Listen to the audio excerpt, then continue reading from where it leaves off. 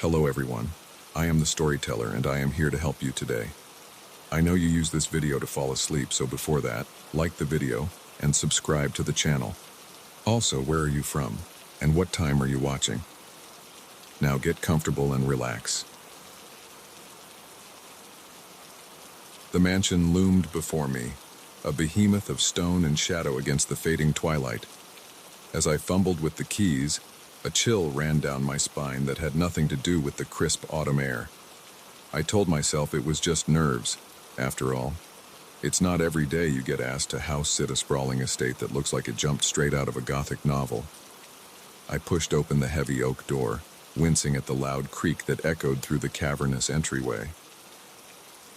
"Hello?" I called out, my voice small in the vastness. Silence answered me, broken only by the ticking of an antique grandfather clock. "Get it together, Sarah," I chided myself. "You're alone here, just like Mrs. Blackwood said you'd be. No need to jump at shadows." I lugged my suitcase up the grand staircase, my footsteps muffled by the plush carpet. The bedroom Mrs. Blackwood had directed me to was larger than my entire apartment, with a four-poster bed that could easily sleep four. I unpacked quickly, eager to explore the rest of the house before it got too dark. Room after room revealed itself to me, each more opulent than the last. A library with floor-to-ceiling bookshelves, a music room with a grand piano gathering dust, a sunroom filled with exotic plants I couldn't name. It was like stepping into another world, one of old money and faded glamour. As night fell, I retreated to the kitchen to make dinner. The modern appliances stood out starkly against the vintage decor, a jarring reminder of the present day. I ate my pasta in silence, the scrape of my fork against the plate uncomfortably loud. That first night, I slept fitfully. The house creaked and groaned around me, settling in ways my city apartment never did. Every noise had me sitting bolt upright, heart racing, before I remembered where I was. By the time dawn broke, I felt more exhausted than when I'd gone to bed. The next day passed uneventfully. I worked remotely from the library, the Wi-Fi surprisingly good for such an old house. As evening approached, I decided to run myself a bath in the clawfoot tub, hoping it would help me relax. I was just sinking into the steaming water when I heard it. A thud, followed by the unmistakable sound of footsteps. My blood ran cold. I held my breath, straining to listen. There it was again, the slow, deliberate tread of someone trying to move quietly.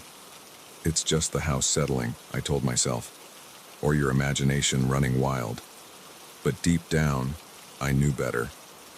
With shaking hands, I got out of the tub and dressed quickly. I crept to the bathroom door and pressed my ear against it. The footsteps had stopped, but now I could hear something else, the sound of drawers opening and closing. Someone was in the house, searching for something. Panic clawed at my throat.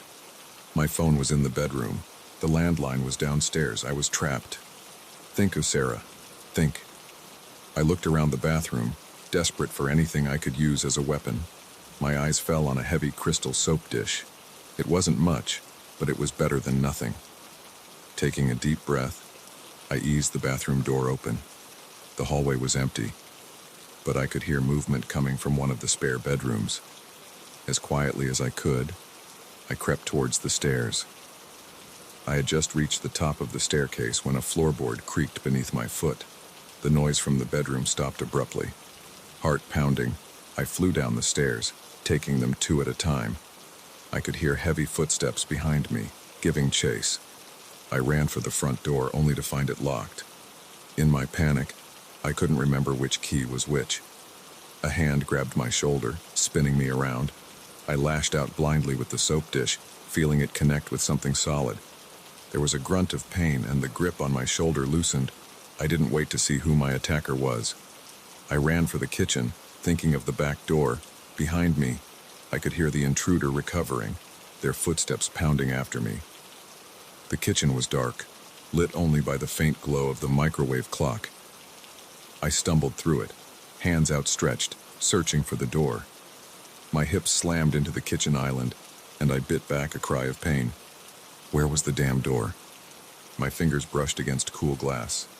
The door. I fumbled for the handle, my sweaty hand slipping on the smooth metal. Got it. I yanked the door open and burst out into the cool night air. The vast, manicured lawn stretched out before me, the trees at its edge a dark, forbidding wall. I ran towards them, the damp grass soaking through my socks. I had just reached the tree line when I heard the back door slam open. Stop! A deep voice bellowed. The sound spurred me on, pushing me deeper into the woods. Branches whipped at my face as I ran, roots threatening to trip me with every step. I had no idea where I was going, no plan beyond get away, get help. I don't know how long I ran. It could have been minutes or hours. My lungs burned and my legs felt like lead, but fear kept me going, the certainty that if I stopped, something terrible would happen. Finally, when I felt I couldn't take another step, I saw lights through the trees. A house. I stumbled towards it, relief making me dizzy. As I broke through the tree line, I realized with a start that I recognized this house. It was the mansion. Somehow, in my blind panic, I had run in a circle. For a moment, I stood frozen, unsure what to do. Then I saw a car in the driveway that hadn't been there before. A police car. Safety. I ran towards it, waving my arms. Help! I screamed. Oh, please, help me. The front door of the mansion opened and a police officer stepped out, followed by Mrs. Blackwood. Oh, thank God, Mrs. Blackwood said, rushing towards me. Sarah, dear, are you all right? We've been so worried. I stared at her, uncomprehending. There's someone in the house, I managed to gasp out. An intruder. He chased me. Mrs. Blackwood and the officer exchanged a look. Sarah, Mrs. Blackwood said gently, there's no intruder. It's just Harold. Harold? As if summoned by his name, a man appeared in the doorway. He was tall and lean, with graying hair and a kindly face. There was a bruise forming on his cheek. I'm so sorry for frightening you, he said, his voice deep and apologetic, the same voice that had shouted after me in the woods. I should have announced myself. Sarah, this is my husband, Harold, Mrs. Blackwood explained. He wasn't supposed to be back until next week, but his business trip ended early. He came home to surprise me, not realizing I had asked you to house sit. The adrenaline that had been keeping me going suddenly evaporated, leaving me lightheaded. But the noises, the searching. Harold looked sheepish. I was looking for my reading glasses. I didn't want to wake you, so I was trying to be quiet. When I heard you run, I tried to explain, but he gestured to his bruised cheek. You have quite an arm. I felt my face burn with embarrassment. I'm so sorry, I stammered. I didn't know.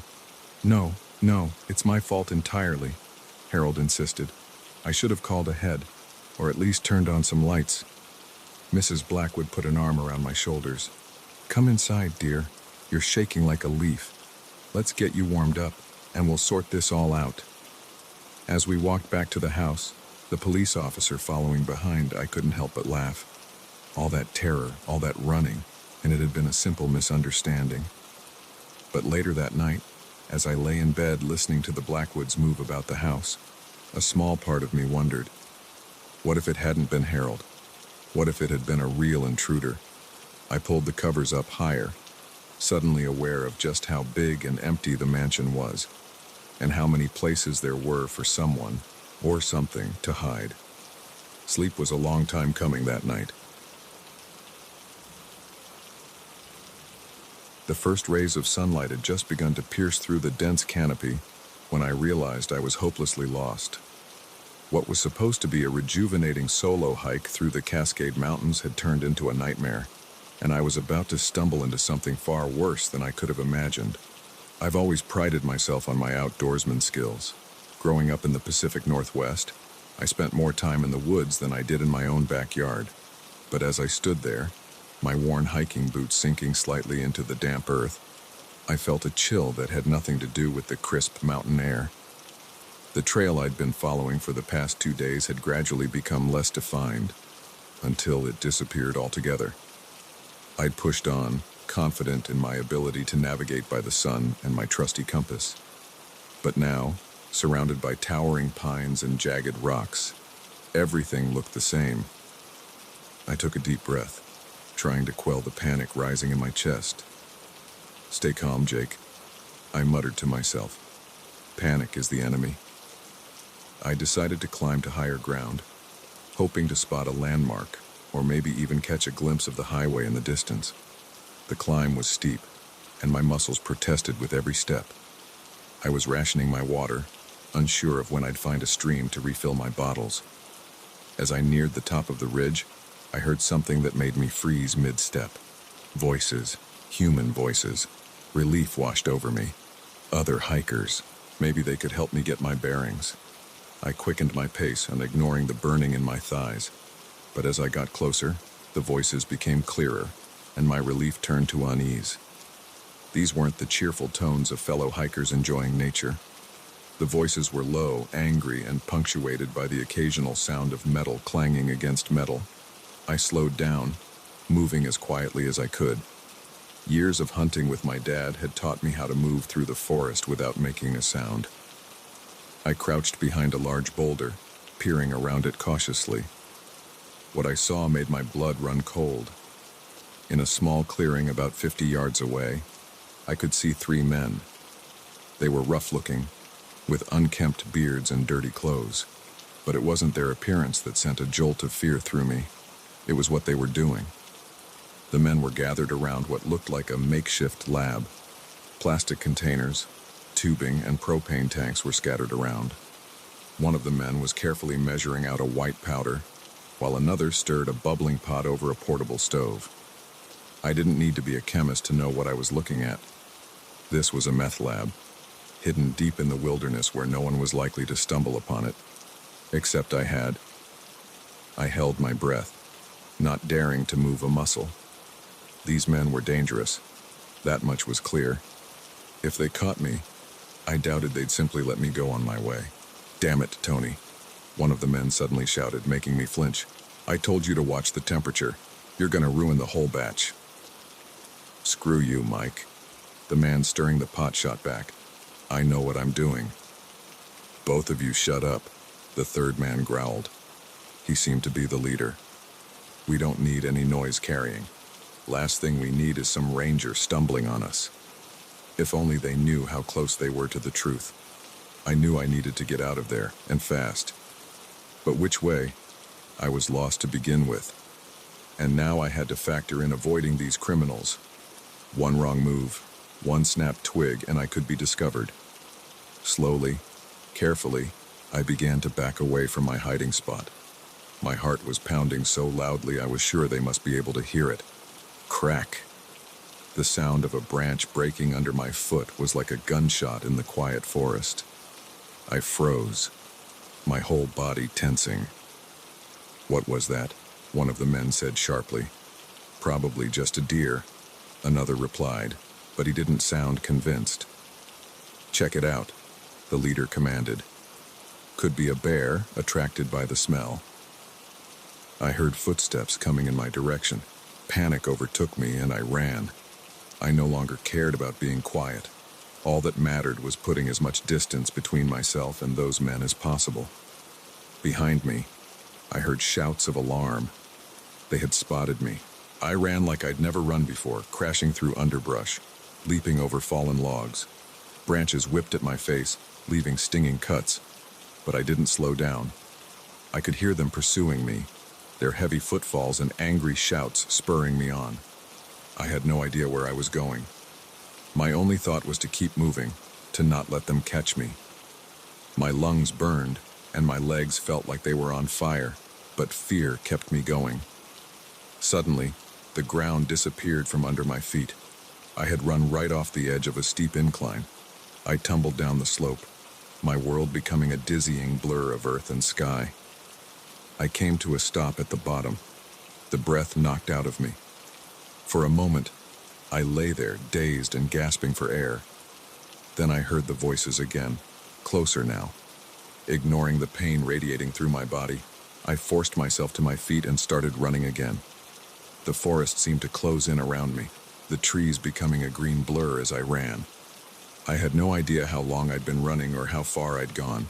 My throat was raw, my mouth dry as dust, but still, I pushed on. Just when I thought I couldn't take another step, I burst out of the tree line and onto a road, an actual paved road. I could have cried with relief, but I wasn't safe yet. I could still hear shouts in the distance. They were still after me. I looked up and down the road, praying to see a car, a truck, anything. But it was deserted, left with no other choice. I started running down the road. It had to lead somewhere, right? To civilization, to safety. I don't know how long I ran along that road. Time seemed to lose all meaning. My whole world narrowed down to the rhythmic pounding of my feet on the asphalt and the burning in my lungs. And then, like a mirage in the desert, I saw it. A gas station. Never in my life had I been so happy to see one of those garish neon signs. I staggered into the parking lot, startling an old man filling up his pickup truck. "Please," I gasped out, my voice hoarse. "I need help. Call the police." The man took one look at me, wild-eyed, covered in cuts and bruises, gasping for breath, and hurried into the store. Moments later, he came back out with the clerk, who was already on the phone with 911. As I sank to the ground, my legs finally giving out, I heard the clerk describing my condition to the dispatcher. The old man draped his jacket over my shoulders, murmuring words of comfort. It wasn't until I heard the wail of approaching sirens that I finally allowed myself to relax. I was safe. I had made it. The aftermath was a blur of police statements and medical checks. I told the authorities everything I had seen, and they assured me they would investigate. They found the lab, abandoned but with clear evidence of recent activity. The men, however, had vanished into the vast wilderness. It took me a long time to feel comfortable in the woods again after that. The forest, once my sanctuary, had become a place of terror. But slowly, I found my way back. I still hike, still seek out the solitude of nature. But now, I'm always aware that even in the most remote places, you're never truly alone. And sometimes, that's not a comforting thought at all. The flickering fluorescent lights cast an eerie glow over the empty corridors as I made my rounds. It was just another quiet night at Westfield Mall, or so I thought. Little did I know that in a matter of hours, I'd be fighting for my life against an unseen enemy in a place I once considered mundane. My name's Mike, and I've been the night security guard at Westfield for the past 3 years. It's usually a boring job.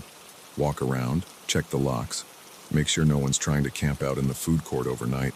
But that night was different. It started like any other shift. I arrived at 10 p.m., just as the last of the cleaning crew was leaving.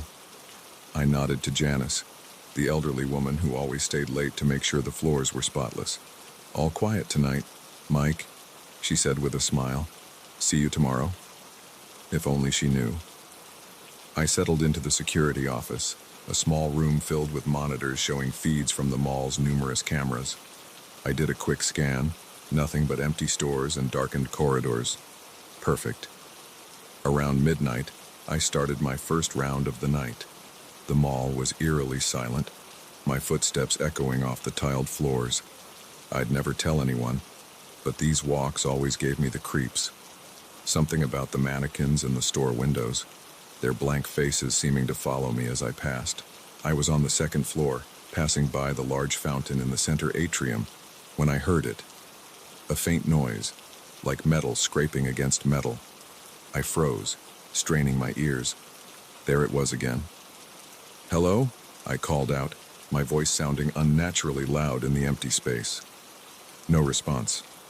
I pulled out my flashlight, sweeping its beam across the darkened stores. Nothing seemed out of place. "Must be the old pipes," I muttered to myself. trying to shake off the uneasy feeling creeping up my spine. I continued my round, but now I was on high alert. Every shadow seemed deeper, every noise amplified. By the time I made it back to the security office, my nerves were frayed. I sank into my chair, eyes scanning the monitors. Everything looked normal, but I couldn't shake the feeling that something was off. That's when I saw it. A shadow, moving quickly across one of the screens. I leaned in, heart racing. It was gone as quickly as it appeared, leaving me wondering if I'd imagined it. I rewound the footage, watching carefully. There, in the corner of the screen, a figure darted past, too fast to make out clearly. My mouth went dry. Someone was in the mall. I grabbed my radio, ready to call for backup, but hesitated. What if I was overreacting? I didn't want to be the guard who called the cops over a trick of the light. I decided to investigate myself first, armed with my flashlight and a heavy wrench I kept in the office for emergencies. I ventured out into the mall. The corridors seemed different now, menacing. Every storefront could be hiding an intruder, every shadow concealing a threat. I moved cautiously, ears straining for any sound out of place. As I rounded a corner near the electronics store, I heard it again. That scraping sound, louder this time. It was coming from inside the store. I approached slowly, flashlight beam trembling slightly. The store's security gate was intact, but as I got closer, I could see it wasn't fully closed. There was a gap at the bottom, just big enough for someone to squeeze under. My heart was pounding so hard I could feel it in my throat. I should go back, call the police. But curiosity and a misplaced sense of duty pushed me forward. I ducked under the gate, wincing at the noise it made. The store was pitch black, the displays of TVs and computers looming like silent sentinels. My flashlight beam seemed pathetically small in the darkness. "Security," I called out, trying to keep my voice steady. "Show yourself." Silence. Then, a crash from the back of the store. I swung my flashlight toward the sound, catching a glimpse of movement. Someone was definitely here. I moved deeper into the store, wrench gripped tightly in my sweaty hand. Another crash, closer this time. I spun around, but saw nothing. They were toying with me, I realized. Whoever they were enjoying this game of cat and mouse. Suddenly, the lights in the store flickered on. I blinked, momentarily blinded. When my vision cleared, I saw them. 3 men, dressed all in black, wearing masks that covered their faces. They were spread out, blocking my exit. One of them held a crowbar, another a knife. Well, the one in the middle said, his voice muffled by the mask. "Looks like we've got company, boys." I raised my wrench, trying to look more confident than I felt. "You're trespassing," I said, surprised at how steady my voice sounded. "Leave now, and I won't call the cops." They laughed, a chilling sound that echoed through the store. "I don't think you understand the situation. Rent a cop," the leader said. "We're not going anywhere, and neither are you." They started to advance, spreading out to surround me. I backed up, mind racing. I was outnumbered and outarmed. I needed a plan, fast. My back hit a display stand, and an idea struck. I grabbed the laptop off the stand and hurled it at the nearest intruder. He ducked, and in that moment of distraction, I ran. I darted between the aisles, knocking over displays as I went to slow them down. I could hear them cursing, giving chase. I reached the security gate and slid under it, not stopping to catch my breath. I ran through the mall, the sound of pursuit close behind. I needed to get to the security office, how to call for help, but they were between me and the office. I took a sharp turn, heading for the service corridors. If I could lose them in the maze of back hallways, I might have a chance. The service door slammed behind me as I entered the narrow corridor. It was darker here, the emergency lights casting long shadows. I ran, taking random turns, hoping to throw off my pursuers. Left, right, another right. I was quickly lost in the warren of corridors, but I could still hear them, their footsteps echoing off the concrete walls.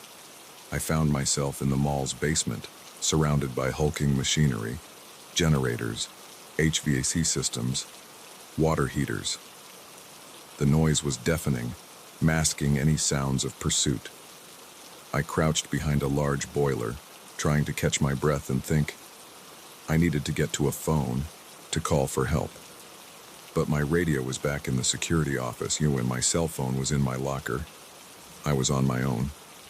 A noise to my left made me freeze. One of them was close, searching methodically. I could see his flashlight beam sweeping across the floor. I held my breath as the beam passed inches from my feet. For a heart-stopping moment, I thought he'd seen me, but the light moved on. I waited until I could no longer hear him, then started to move. I needed to get back upstairs, to find a way out. I crept through the basement, every nerve on high alert. I'd almost made it to the stairs when a hand grabbed my shoulder. I spun, swinging my wrench blindly. It connected with something solid, and I heard a grunt of pain. I didn't wait to see who I'd hit. I ran, taking the stairs two at a time. I burst back into the main mall. I could hear shouts behind me. They were all after me now. I ran faster than I ever had in my life, my lungs burning, legs pumping. I rounded a corner and saw it, the exit, freedom. I slammed into the door at full speed, already imagining the cool night air on my face, but the door didn't budge. It was locked. Of course it was locked. I had locked it myself at the start of my shift. Panic threatened to overwhelm me as I fumbled for my keys. Behind me, I could hear them getting closer. My hands were shaking so badly I could barely get the key in the lock. Turn. Damn you. Turn.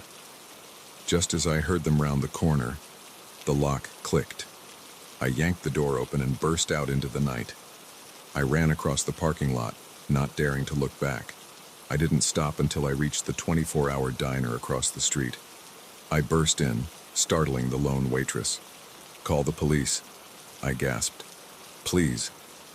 The next few hours were a blur of police statements and questions. They searched the mall but found no sign of the intruders. Just some broken displays in the electronics store and a crowbar left behind. I quit my job the next day. I couldn't face going back into that mall, couldn't shake the feeling of being hunted. Sometimes, late at night, I still wake up in a cold sweat, the echo of footsteps in my ears, and I wonder, what if I hadn't made it to that door in time?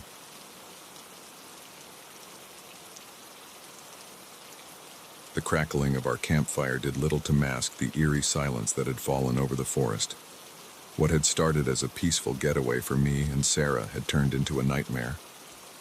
As I stared into the darkness beyond our small circle of light, I couldn't shake the feeling that we were being watched. Little did I know, our idyllic camping trip was about to become a desperate fight for survival. My name's Alex, and I've always loved the great outdoors. When I suggested to my girlfriend Sarah that we take a weekend camping trip to celebrate our anniversary, she was all for it. We picked a spot deep in the Ozarks, far from the usual tourist trails. We wanted solitude, a chance to reconnect with nature and each other. Be careful what you wish for, I guess.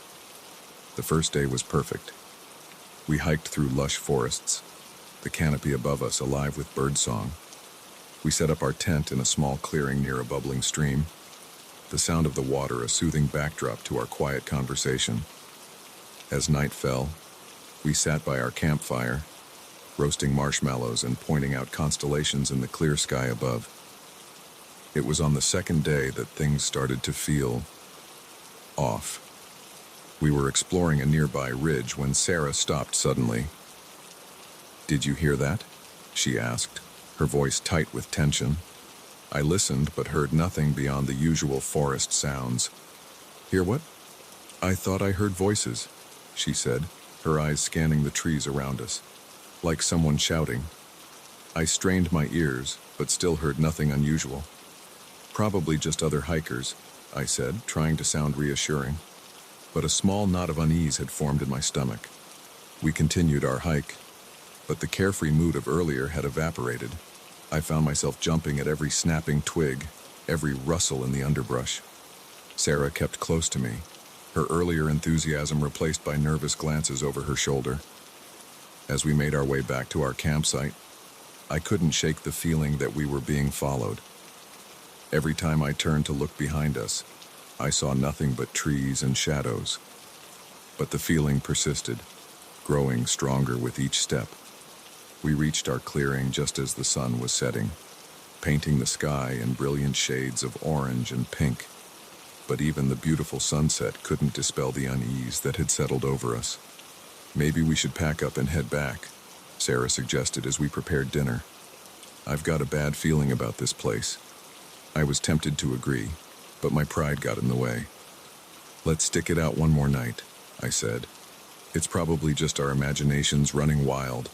We came out here for an adventure, right?" Sarah nodded, but I could see she wasn't convinced. Neither was I, if I'm being honest.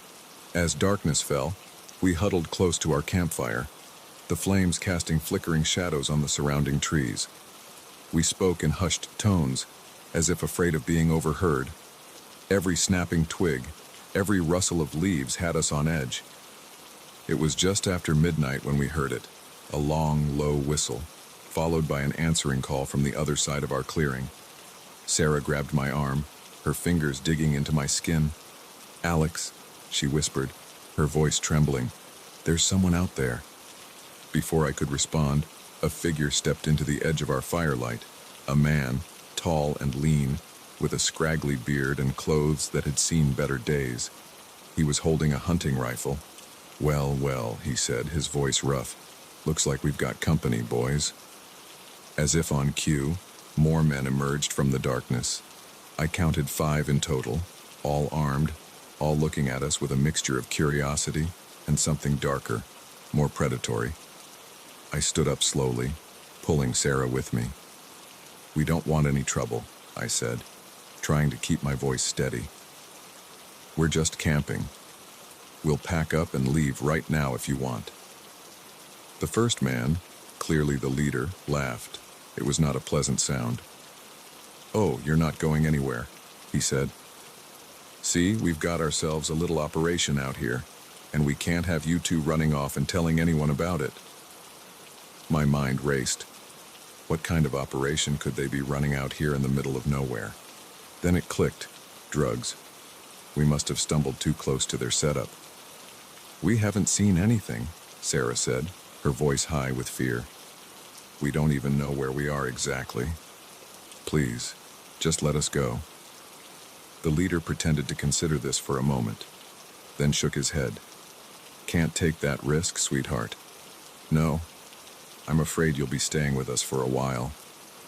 The other men started to move closer, forming a tight circle around us. I looked around desperately for a way out, but we were completely surrounded. That's when I saw it. A flash of metal in the firelight. One of the men had pulled out a length of rope. In that moment, survival instinct took over. I grabbed a burning log from the fire and hurled it at the nearest man. He yelled in pain and surprise as embers scattered across his chest. "Run!" I shouted at Sarah, pushing her towards the darkest part of the forest. We took off, crashing through the underbrush. Behind us, I could hear shouts of anger and the sound of pursuit. My heart was pounding so hard I thought it might burst out of my chest. We ran blindly through the dark forest, branches whipping at our faces, roots threatening to trip us with every step. I had no idea where we were going, only that we needed to put as much distance between us and those men as possible. Sarah stumbled, and I caught her before she could fall. "Keep going," I gasped, pulling her along. "We can't stop." The sound of our pursuers seemed to be getting closer. They knew these woods better than we did, and they were gaining on us. Just when I thought we couldn't run any further, we burst out of the tree line and found ourselves at the edge of a steep ravine. The stream we had camped near had carved a deep gully into the earth, the water now a rushing torrent far below us. "What do we do?"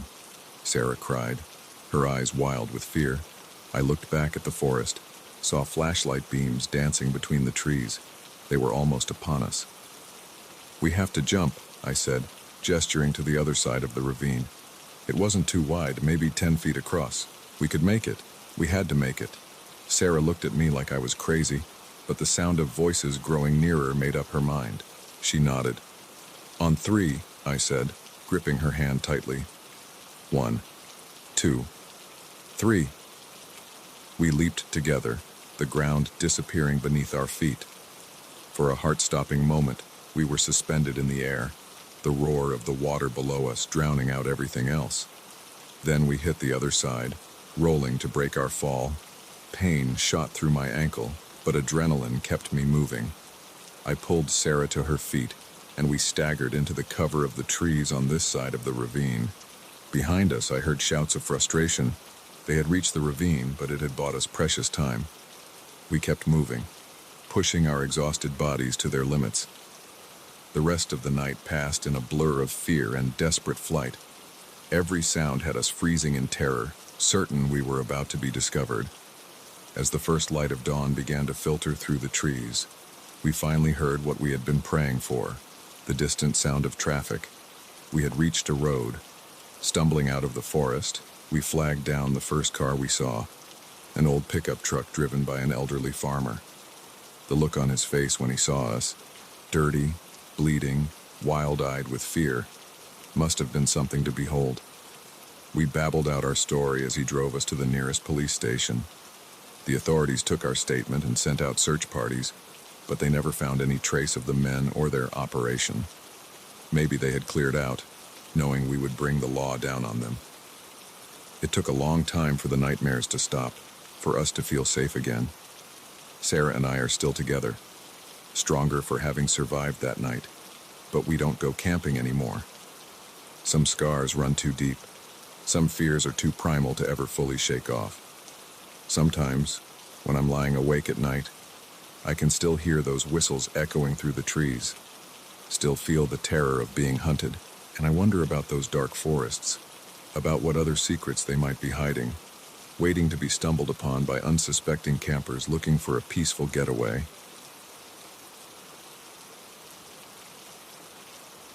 The highway stretched endlessly before me, a ribbon of asphalt cutting through the night. I'd been driving for hours, the monotony broken only by the occasional flicker of my truck's headlights catching a road sign or a startled animal's eyes.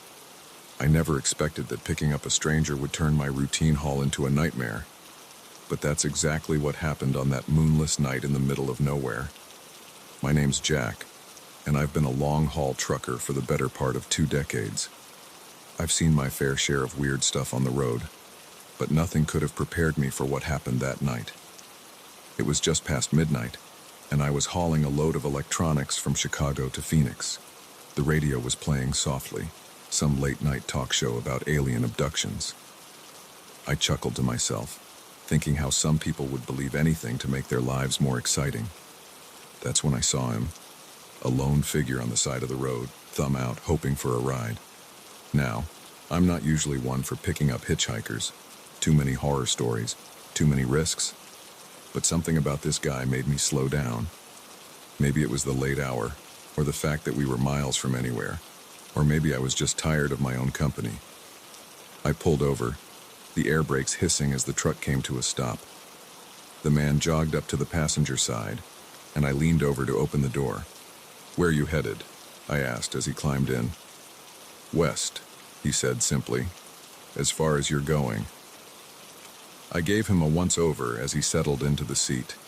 He was younger than me, probably in his early 30s, lean, with close-cropped hair and intense eyes that seemed to take in everything at once. He had a small duffel bag that he kept clutched tightly on his lap. "I'm Jack," I said, pulling back onto the highway. "Mike," he replied, not offering a hand to shake. We drove in silence for a while, the only sound the rumble of the engine and the whisper of tires on asphalt. I tried to make conversation, ask him where he was from, what he did for a living, but Mike's answers were short, evasive. After a while, I gave up and focused on the road. It was about an hour later that I first noticed something was off. Mike had been fidgeting in his seat, constantly checking the side mirrors. At first, I thought maybe he was just nervous about hitching a ride with a stranger, but then I caught him glancing at me, a calculating look in his eyes that sent a chill down my spine. "Everything okay?" I asked, trying to keep my voice casual. Fine, he said quickly, too quickly. Just not used to being in a truck this big. I nodded, but I didn't believe him. My instincts, honed by years on the road, were screaming that something wasn't right. We were passing through a particularly desolate stretch of highway when Mike suddenly spoke up. "Pull over," he said, his voice tight. "What?" I said. "Pull over, now." I glanced at him and felt my blood run cold. Mike had a gun in his hand, pointed straight at me. My mind raced. Was this a robbery? Was he going to kill me and take the truck? I thought about my wife back home, about our kids. Would I ever see them again? "Look, man," I said, trying to keep my voice steady. "If you want money, I've got some cash in my wallet. Just take it and go. No need for this to get ugly." Mike laughed, a harsh, humorless sound. "This isn't about money, Jack. This is about survival. Now pull over before I decide to redecorate your cab with your brains." I did as he said, guiding the massive truck onto the shoulder. As soon as we came to a stop, Mike was in motion. He reached across me and grabbed the keys from the ignition. "Get out," he ordered, gesturing with the gun. I climbed out of the cab, my legs feeling like jelly. Mike followed, keeping the gun trained on me. "What do you want?" I asked, hating how my voice shook. "I need your truck," Mike said, "and I need you to drive it." "Drive it where?" "You'll know when we get there. Now get back in. You're driving." As I climbed back into the driver's seat, my mind was working overtime. I needed to find a way out of this situation. Maybe if I could distract him, I could make a grab for the gun. Or maybe I could intentionally drive badly, try to attract the attention of a highway patrol car. But as if reading my thoughts, Mike spoke up. "Don't try anything stupid, Jack. I've got nothing to lose, which means you've got everything to lose. Just drive normally and do what I say." So I drove. Hours passed, the landscape outside changing as we headed west. All the while, Mike kept the gun trained on me, his eyes constantly scanning the road behind us.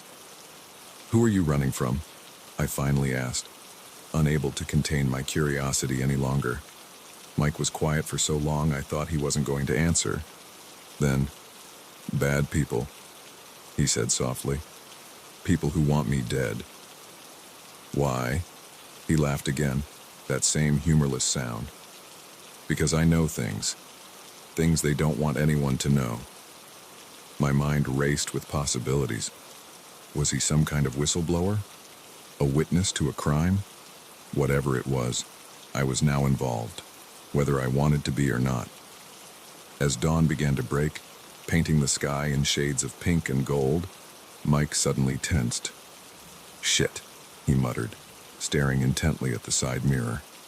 I glanced in my rearview mirror and saw a black SUV gaining on us fast. "Drive faster," Mike ordered, his knuckles white around the gun. I pressed down on the accelerator, the engine roaring as we picked up speed. But the SUV was faster, sleeker. It pulled alongside us, and I saw the passenger window rolling down. "Get down!" Mike yelled, just as the sound of gunfire erupted. I ducked instinctively, feeling the truck swerve as bullets pinged off the metal. Mike was returning fire, leaning out the window to shoot at our pursuers.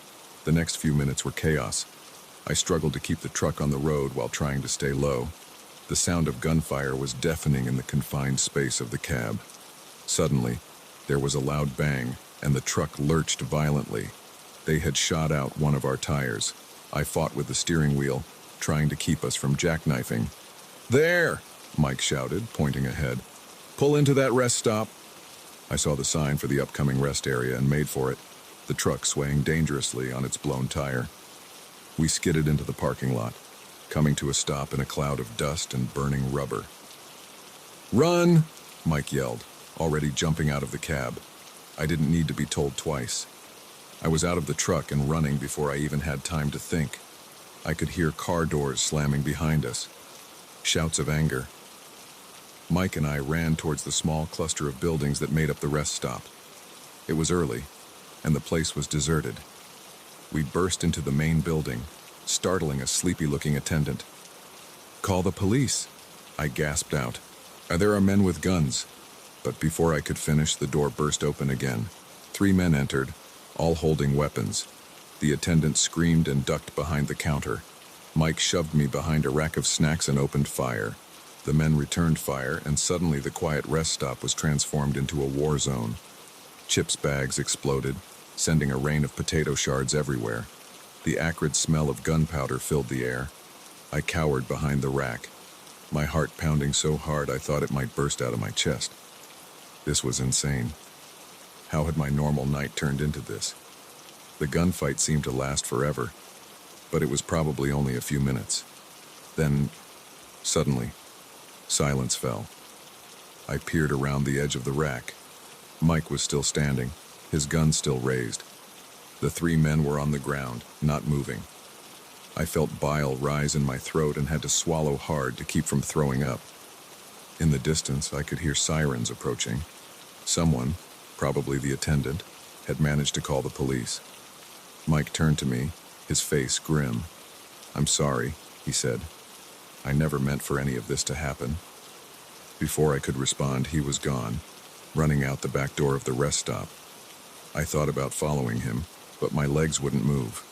I just sat there, surrounded by the debris of the gunfight, waiting for the police to arrive. The aftermath was a blur of police statements and questions. I told them everything, about picking up Mike, about the chase and the shootout.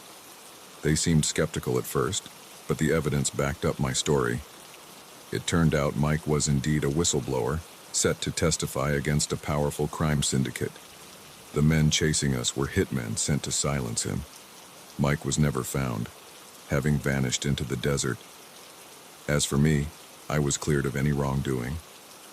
But the experience changed me. I still drive my routes, still haul my loads across the country. But I'm more cautious now, more aware of the darkness that can lurk behind a friendly face, and I never, ever pick up hitchhikers anymore.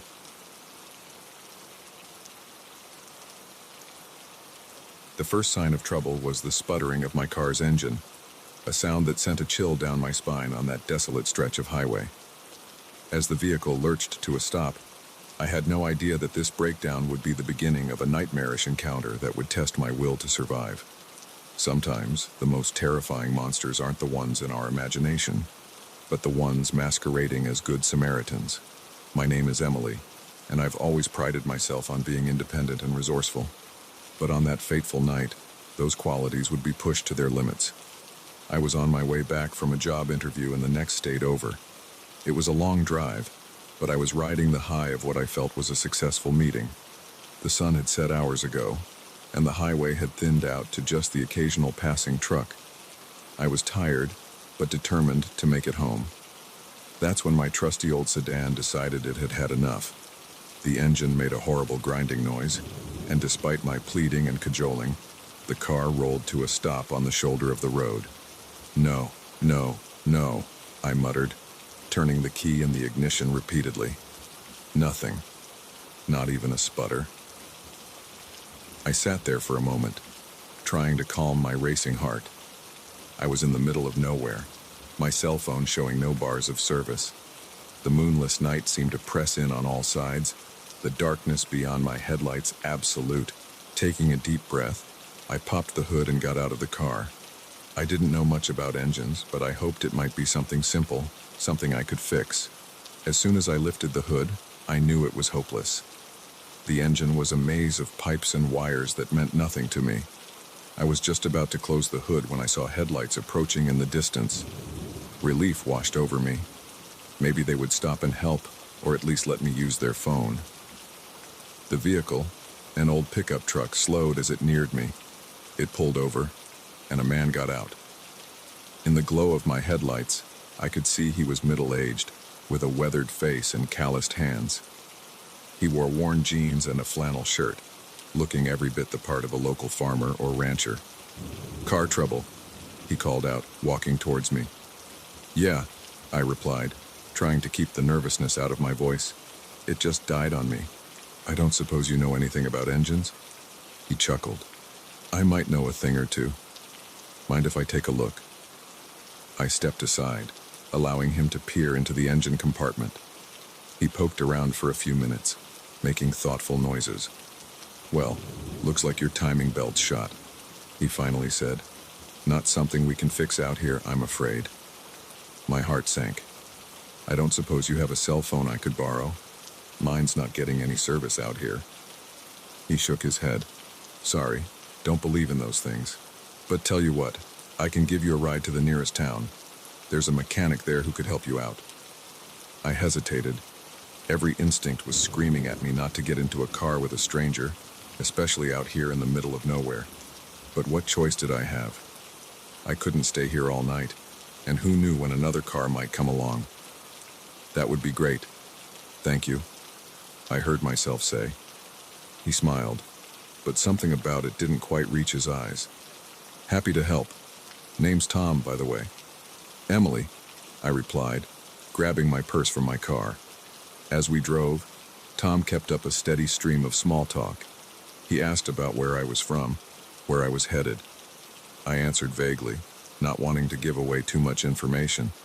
Something about him was making me increasingly uneasy, though I couldn't put my finger on why. We had been driving for about 20 minutes when I realized something was wrong.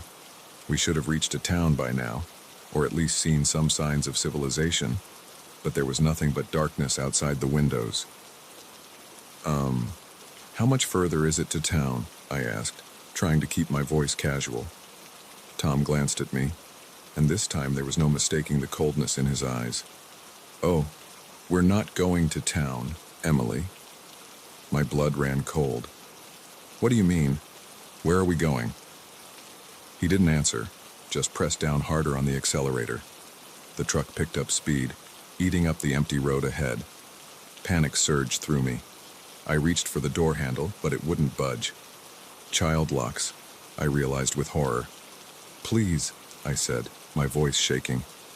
"Just let me out. I won't tell anyone, I swear."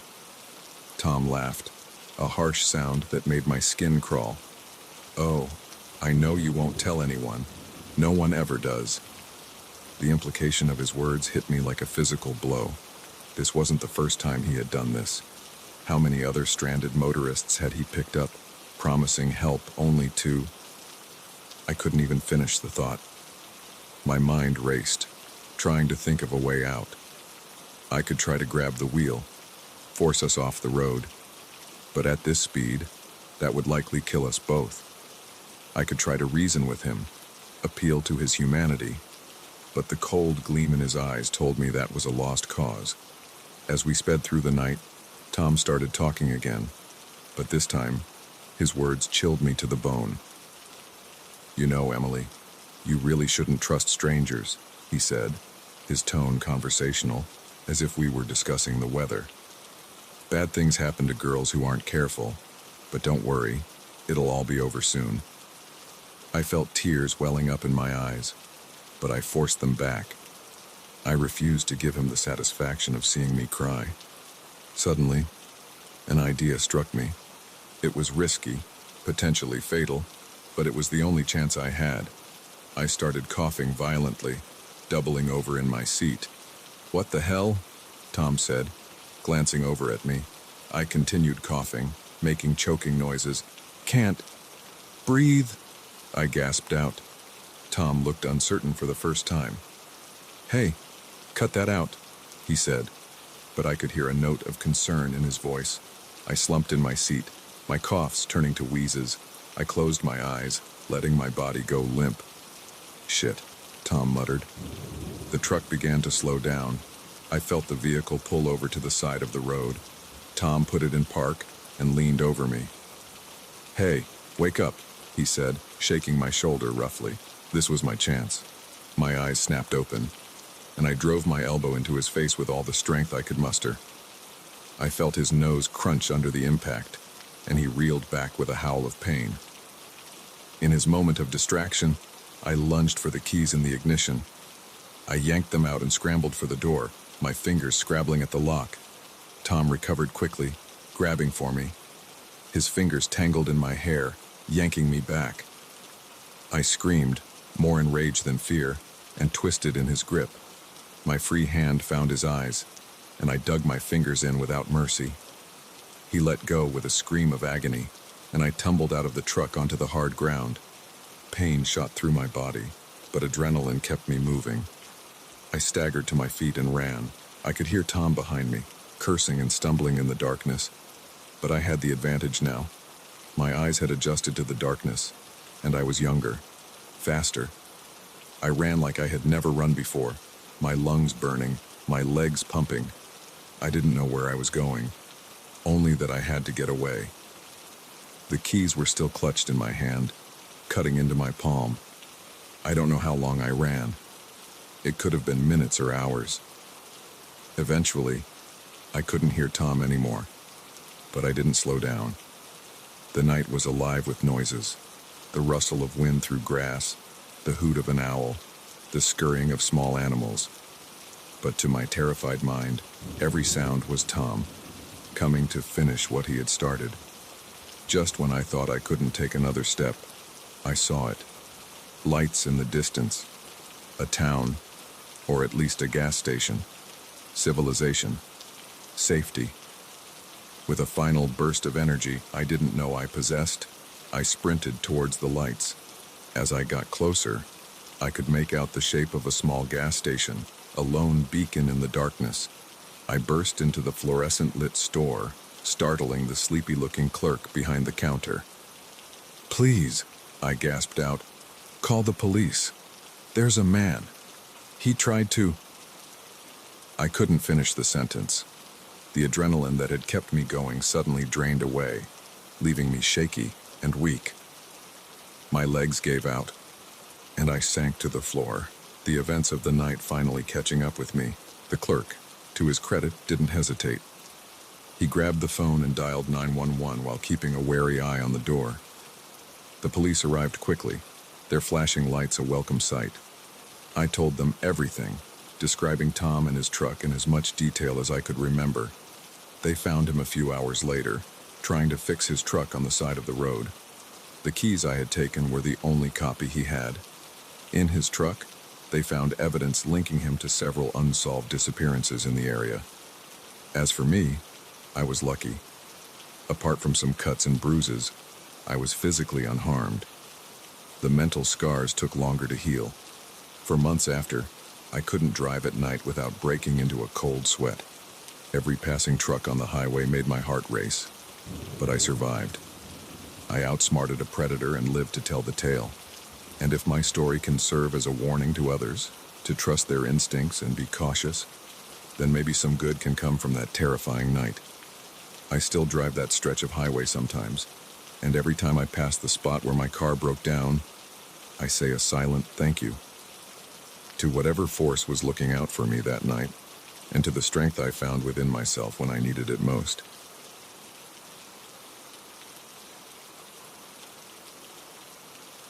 The crumbling facade of the abandoned Millbrook factory loomed before us, its broken windows staring down like hollow eyes. We were just a group of friends looking for a thrill, urban explorers seeking the perfect spot for some cool photos. Little did we know, we were about to stumble into a nightmare that would test our will to survive and change us forever. My name's Jake, and I've always been fascinated by abandoned places. There's something haunting yet beautiful about a building left to decay, nature slowly reclaiming what man has discarded. So when my friends and I heard about the old Millbrook factory on the outskirts of town, we knew we had to check it out. There were 5 of us that day. Me, my best friend Tom, his girlfriend Sarah, and our friends Mike and Lizzie. We'd done this kind of thing before, but never in a place quite this big or isolated. As we approached the factory, I felt a familiar mix of excitement and apprehension.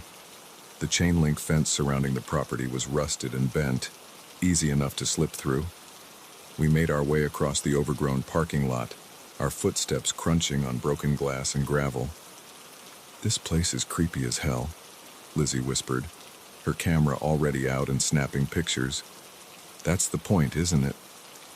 Mike grinned, but I could see he was a bit on edge too. We found a side door that was hanging off its hinges and slipped inside. The interior was dark and musty, years of dust and decay filling our nostrils.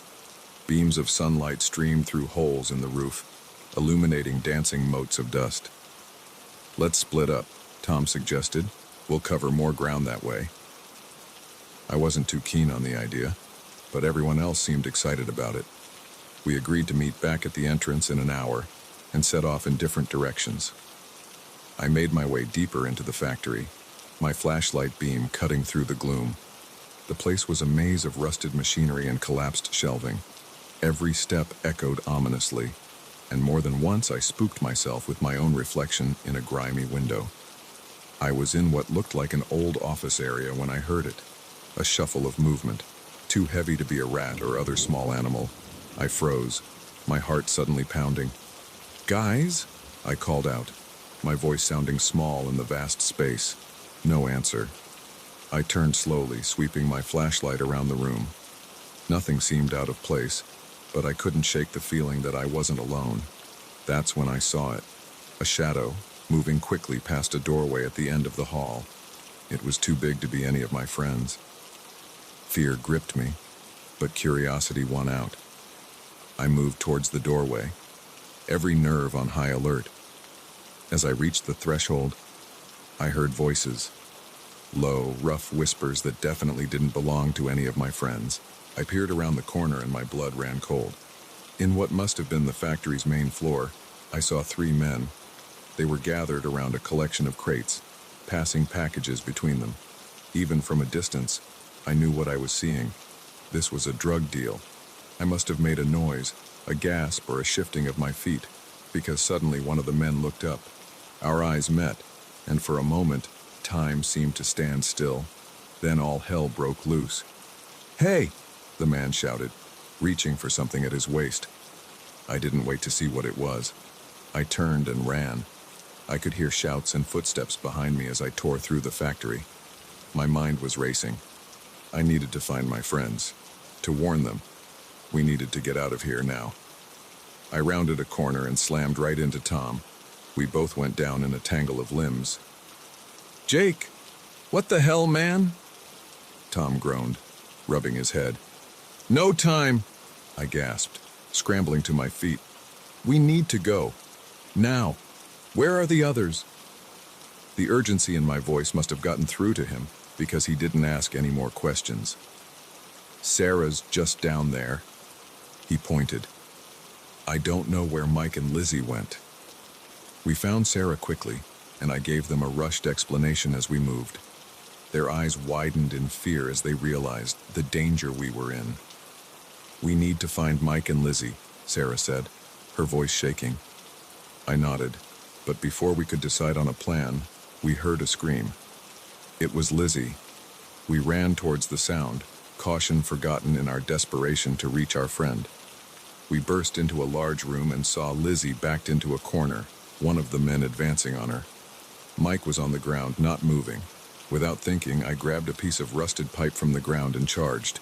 I caught the man by surprise, swinging the pipe and connecting with his shoulder. He went down with a yell of pain. "Run!" I shouted at Lizzie. She didn't need to be told twice. Tom was checking on Mike. "He's breathing," he reported. "I think he's just knocked out." The man I'd hit was getting to his feet, murder in his eyes.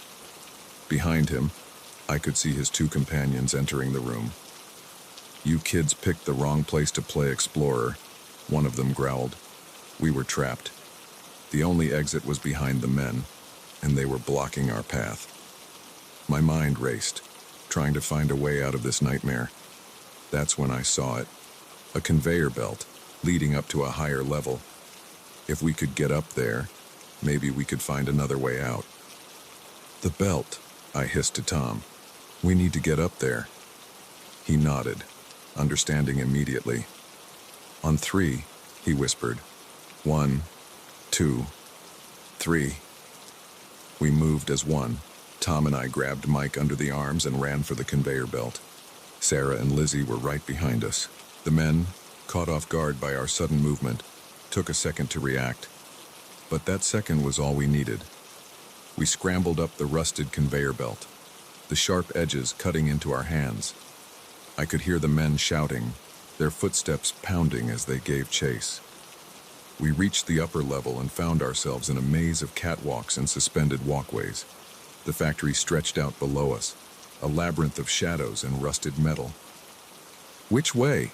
Sarah panted. I looked around frantically. "There!" I pointed to a door on the far side of the room. It was marked with a faded exit sign. We ran across the catwalks, the whole structure shaking under our feet. Behind us, I could hear the men climbing up after us. We reached the door and I yanked it open, revealing a rusted fire escape. Without hesitation, we started down. We were about halfway down when I heard a gunshot. The sound echoed through the factory, making us all flinch. "Keep moving," I shouted. We practically fell down the last few flights, our feet clanging on the metal steps. As soon as we hit the ground, we ran. We didn't stop running until we reached Tom's car, parked a few blocks away. We piled in, Mike still groggy but conscious now, and Tom peeled out of there like the devil himself was chasing us. It wasn't until we were miles away, the factory long out of sight, that we finally allowed ourselves to breathe. What just happened?" Lizzie asked, her voice barely above a whisper. I told them everything I had seen about the drug deal and the chase. As I spoke, the reality of what we'd just been through began to sink in. We debated about whether to go to the police, but fear won out. What if those men had connections? What if they came after us or our families? In the end, we made a pact to never speak of what happened to anyone. That day changed us all. We'd gone looking for a thrill and found terror instead. The nightmares lasted for weeks, months for some of us. Every unexpected noise made us jump, every stranger on the street a potential threat. But it also brought us closer together. We'd face death and come out the other side. That kind of experience bonds you in ways nothing else can. We never went urban exploring again after that. The thrill wasn't worth the risk. But sometimes, when I pass an abandoned building, I can't help but wonder what secrets it might be hiding, and I shudder, remembering the day our curiosity almost got us killed.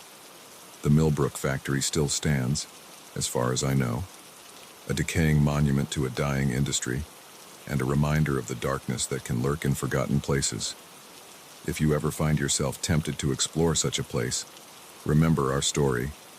Sometimes, the real monsters aren't the ghosts of the past, but the very real dangers of the present. The flickering fluorescent light above me buzzed like an angry insect, casting an eerie glow over the empty corridors. It was just another quiet night at Oak Ridge office complex, or so I thought. Little did I know that in a matter of hours, I'd be fighting for my life, trapped in a place I once considered mundane and safe. My name's Carlos, and I've been the night janitor at Oak Ridge for the past 5 years.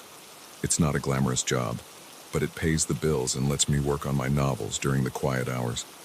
I know every nook and cranny of this place, from the CEO's corner office on the top floor to the musty supply closets in the basement. But on that fateful night, even my intimate knowledge of the building wouldn't be enough to keep me safe. It started like any other shift. I arrived at 10 p.m., just as the last of the workaholics were trudging out to their cars. I nodded to Marjorie from accounting as she passed, her arms full of files she was probably taking home to work on. She gave me a tired smile in return. "Another late night, Marjorie?" I asked, holding the door open for her. "You know how it is during tax season, Carlos," she sighed. "See you tomorrow." If only I'd known those might be the last words we'd ever exchange. I started my rounds on the top floor, working my way down. Vacuum the carpets, empty the trash, wipe down the surfaces. It was mindless work, leaving my imagination free to wander. I was deep in thought about the plot of my latest story when I heard it. A crash, followed by muffled cursing. I froze, my hand still on the handle of the vacuum cleaner. The sound had come from downstairs, maybe the 3rd or 4th floor. My first thought was that Marjorie had come back for something she'd forgotten, but Marjorie didn't curse like that. Cautiously, I made my way to the stairwell. The emergency lights cast long shadows as I descended. my heart pounding louder with each step. As I reached the fourth-floor landing, I heard voices, low, urgent whispers that definitely didn't belong to anyone who should be in the building at this hour. I eased the door open just a crack, peering into the darkened office space. What I saw made my blood run cold. 3 men, dressed all in black, were methodically going through the desks and filing cabinets. They moved with purpose, clearly looking for something specific. One of them held a small flashlight, its beam dancing across the room as they searched. Intruders, thieves. And here I was, alone in the building with them. I let the door close silently, my mind racing. I needed to call the police, but my cell phone was in my locker in the basement. The landlines on this floor would be useless. The phone system automatically shut down after hours to prevent long-distance abuse. I had to get to the security office on the ground floor. It had a separate phone line and direct access to the police. As quietly as I could, I started down the stairs. I had just reached the 3rd floor when I heard the stairwell door above me open. They were coming down. Panic surged through me. I yanked open the 3rd floor door and ducked inside, praying they hadn't seen me. I could hear their footsteps echoing in the stairwell as they descended. "Check this floor," I heard one of them say. "We need to find those files." My heart was pounding so hard I was sure they'd hear it. I looked around frantically for a place to hide. The open office layout left few options, but then I spotted it, the supply closet. I darted across the room, wincing at every footfall that seemed to echo in the silence. I had just closed the closet door behind me when I heard them enter the floor, pressed against the back wall of the closet, surrounded by the smell of cleaning products and paper. I tried to steady my breathing. Through the slats in the door, I could see flashlight beams sweeping across the office. "Nothing here," one of them growled after what felt like an eternity. "Let's try the next floor." I waited until I couldn't hear their footsteps anymore before allowing myself to breathe normally. But I knew I couldn't stay here. I had to get to that security office. Easing the closet door open, I peered out into the darkness. The floor seemed empty. I crept towards the stairwell, every nerve on high alert. I had just reached the stairs when I heard a shout from above. "Hey, there's someone down there." They'd seen me. I ran. Taking the stairs 2 at a time, I flew down towards the ground floor. I could hear them behind me, their heavy footfalls echoing off the concrete walls. I burst out of the stairwell and into the main lobby. The security office was just across the atrium. I was halfway there when a figure stepped out in front of me. I skidded to a stop, nearly falling in my haste to change direction. The man lunged for me, but years of maneuvering around office furniture with my cleaning cart had made me nimble. I ducked under his grasp and sprinted for the elevators. I jabbed the call button repeatedly, knowing it was useless. The elevators were shut down for the night. But next to the elevators was a door marked maintenance. Beyond it, a ladder that led to the roof. I yanked the door open and started climbing, my arms burning with the effort. Above me, I could hear the maintenance door slam open again. They were following me up. I reached the roof access hatch and pushed it open, gulping in the cool night air as I pulled myself up onto the gravel-covered roof. Stars twinkled overhead, oblivious to the drama unfolding below them. I ran to the edge of the roof, looking for a way down. There was none. I was trapped. The hatch banged open behind me. I turned to see the 3 men climbing onto the roof, their faces twisted with anger and exertion. "Nowhere to run now," one of them sneered, advancing towards me. I backed up until I felt the low wall at the edge of the roof against my legs. "Look," I said, trying to keep my voice steady. "I don't know who you are or what you want, but I won't say anything. Just let me go." The man in the lead, a tall, broad-shouldered figure with a scar running down his cheek, laughed. "Sorry, pal. Can't take that risk." He lunged at me. In that moment, time seemed to slow down. I saw his hand reaching for me, saw the malice in his eyes, and I made a decision. I vaulted over the low wall. For a heart-stopping moment, I was in free fall. Then my feet hit something solid, the window washing platform, left in place by the crew earlier that day. I heard shouts of surprise from above as I frantically worked the controls. The platform lurched into motion, slowly descending the side of the building. But I wasn't safe yet. I could see one of the men leaning over the edge of the roof, taking aim with what looked like a gun. I pressed myself against the side of the building as the first shot pinged off the metal platform. The second shot shattered one of the support cables. The platform tipped dangerously, and I had to grab onto the railing to keep from falling. I was still 4 stories up, too high to jump. That's when I saw it. A window left open on the 3rd floor. It was a long shot, but it was my only chance. As the platform swung wildly, I timed my move. 1 second, 2, 3, I leapt. For a moment, I thought I'd miscalculated. Then my hands caught the windowsill. Pain shot through my arms as I hauled myself inside, collapsing onto the floor of an empty office. I didn't allow myself a moment to rest.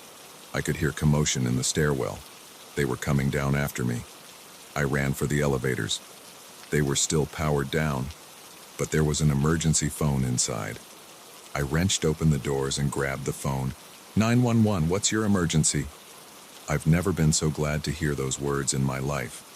The next few minutes were a blur. I stayed on the phone with the dispatcher, hidden in the elevator, until I heard the beautiful sound of police sirens approaching. The would-be thieves were caught trying to flee the building. It turned out they were after confidential client information that could have ruined lives if it had fallen into the wrong hands. As I sat in the back of an ambulance, a shock blanket around my shoulders, I watched the men being led away in handcuffs. One of them, the scarred leader, caught my eye as he was put into a police car. The look he gave me sent chills down my spine.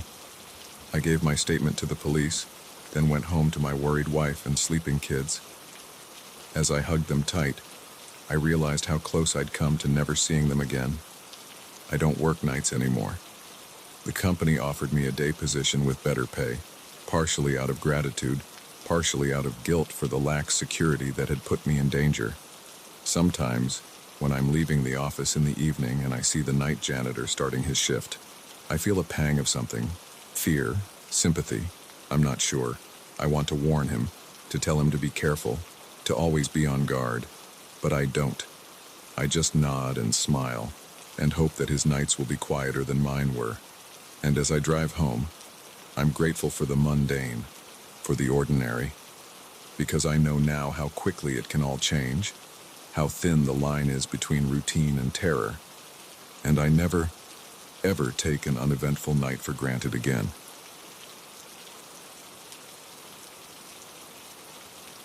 The soft glow of the TV flickered in the darkened living room, casting eerie shadows on the walls. Little Timmy had been asleep for hours, and I was settling in for a quiet night of babysitting. But as I absent-mindedly scrolled through my phone, a message popped up that made my blood run cold. In that moment, I realized this ordinary suburban home had become the stage for a terrifying game of cat and mouse. My name's Amy, and I've been babysitting for the Johnsons for about 6 months now.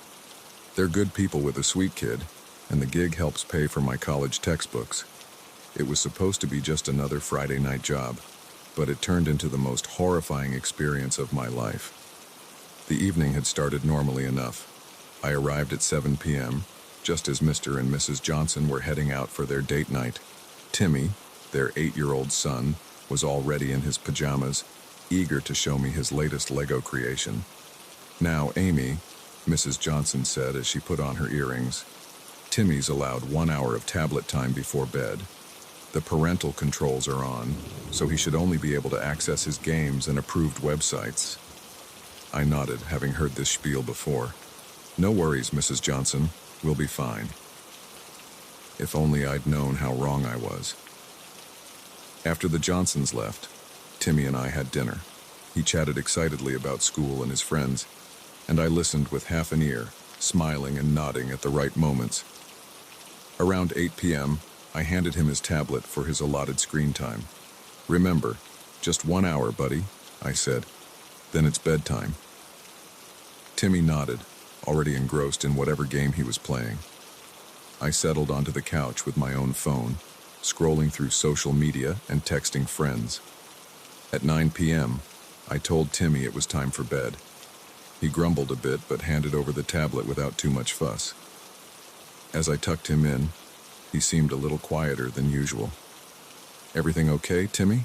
I asked. He hesitated for a moment, then said, "Amy, is it okay to have secret friends?" Something about the way he said it made me uneasy. "What do you mean by secret friends, Timmy?" He shrugged, not meeting my eyes. "Just someone I talk to sometimes, but it's a secret." Alarm bells started ringing in my head. "Timmy, who is this secret friend? How do you talk to them?" But Timmy had clammed up. He rolled over, pulling the covers up to his chin. "Never mind. Good night, Amy." I stood there for a moment, unsure of what to do. Should I press him for more information? Call his parents? In the end, I decided to check the tablet first. Maybe I was overreacting. Back in the living room, I unlocked the tablet. At first glance, everything seemed normal. Just the usual games and child-friendly apps. But then I noticed an app I didn't recognize. It looked like a harmless puzzle game, with a colorful icon of interlocking blocks. When I opened it, my heart dropped. It wasn't a game at all, but a messaging app. And there, in the chat history, was a conversation that made my skin crawl. The messages were from someone calling themselves Game Master Mike. At first, they seemed innocent enough, talking about games and school. But as I scrolled, the tone changed. "Remember, Timmy, this is our secret. Don't tell your parents or your babysitter. I can't wait to meet you in person. It'll be so much fun. I'll be coming to see you very soon, maybe even tonight." My hands were shaking so badly I nearly dropped the tablet. This wasn't just some online predator grooming a child from afar. This Mike was planning to come here. Tonight. I grabbed my phone, ready to call the police, when a message popped up on the screen. It was from an unknown number. "Hello, Amy. Timmy's asleep now, isn't he? Why don't you let me in so we can surprise him?" Terror washed over me in an icy wave. He was here, outside the house, watching. I ran to the windows, making sure they were all locked. I could see nothing but darkness outside, but I felt exposed, vulnerable. I quickly drew all the curtains. My mind was racing. I needed to call the police, wow, but what if he heard me? What if he decided to break in before help could arrive? Another message pinged on my phone. "Come on, Amy, don't be rude. I've come all this way." I muted my phone, my heart pounding so hard I could feel it in my throat. I had to protect Timmy. I had to think. I crept upstairs, wincing at every creak of the floorboards. Timmy was still asleep, blissfully unaware of the danger. I gently shook him awake. "Timmy," I whispered, trying to keep my voice calm. "We need to play a game. It's called hide and seek, but we have to be very, very quiet. Okay?" Timmy nodded, still half asleep. I led him to his parents' room, to the walk-in closet I knew was there. "You hide in here," I said, pushing aside hanging clothes to reveal a small space at the back. "Don't come out until I come get you, no matter what you hear. Okay? It's very important." Timmy nodded again, his eyes wide. He could sense my fear, I think, even if he didn't understand it. I closed the closet door, then the bedroom door, hoping it would be enough to keep him safe. Back downstairs, I grabbed the largest knife from the kitchen. It felt awkward and heavy in my hand, but it was better than nothing. Another message on my phone. "I'm getting impatient, Amy. Maybe I'll just let myself in." I heard a noise from the back of the house, the sound of the patio door sliding open. He was inside. I pressed myself against the wall next to the kitchen doorway, knife raised, barely daring to breathe. I could hear footsteps, slow and deliberate, moving through the house. "Timmy," a man's voice called softly. It's me, Game Master Mike. I've come to play. The footsteps were getting closer. I could see a shadow approaching the kitchen doorway. In that moment, time seemed to slow down. I saw a hand appear around the doorframe, then an arm, then a shoulder. Without thinking, I swung the knife. There was a yell of pain and surprise. The man stumbled back, clutching his arm where I'd slashed him. He was tall, heavy-set, with a scraggly beard and wild eyes. Nothing like the friendly persona he'd created online. "You little bitch," he snarled, lunging at me. I dodged, but he was faster than I expected. He grabbed my wrist, squeezing until I dropped the knife. It clattered to the floor. We grappled, his strength overwhelming me. He slammed me against the wall, knocking the wind out of me. His hand found my throat, squeezing. "Where is he?" he growled. "Where's Timmy?" I clawed at his hand, gasping for air. Black spots were dancing at the edges of my vision. This was it, I thought. I was going to die. Then, through the roaring in my ears, I heard the most beautiful sound in the world. Police sirens. The man's grip loosened in surprise, and I took my chance. I brought my knee up hard, catching him in the groin. He doubled over with a grunt of pain, and I shoved past him. I ran for the front door, yanking it open just as a police car screeched to a halt in the driveway. "Help!" I screamed. "He's inside!" The next few minutes were a blur. Police officers swarmed the house. The man, whose real name, I later learned, was Gerald Hoffman, was tackled trying to escape through the back door. Timmy was found safe in the closet, scared but unharmed. As I sat in the back of an ambulance answering a detective's questions, I watched them lead Hoffman away in handcuffs. He caught my eye as they put him in the police car, and the look he gave me was pure hatred. I shuddered, knowing that if the police hadn't arrived when they did, things could have ended very differently. It turned out that one of the neighbors had seen a strange man lurking around the house and called the police. I've never been so grateful for nosy neighbors in my life. The Johnsons arrived home to a scene of chaos, police cars, an ambulance, their house a crime scene. They were horrified by what had almost happened, and incredibly grateful that I had protected Timmy. In the days that followed, as the story hit the local news, I was hailed as a hero, but I didn't feel like one. I felt scared, violated, and angry. Angry at Hoffman for preying on an innocent child. Angry at myself for not realizing sooner what was happening. Angry at the world for being a place where such monsters exist. I don't babysit anymore. The trauma of that night left scars that are still healing. But I did start volunteering for an organization that teaches kids about online safety. If I can prevent even one child from going through what Timmy almost did, maybe some good can come from that terrifying night. Every time I pass the Johnsons' house, I remember the fear, the adrenaline, the moment I thought it was all over. But I also remember that I survived, that I protected Timmy. And I know that no matter how dark the world can be, there's always hope as long as there are people willing to stand up to the darkness.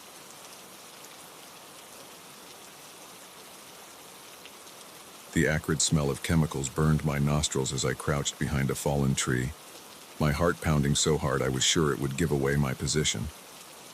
What had started as a peaceful hiking trip had turned into a desperate fight for survival.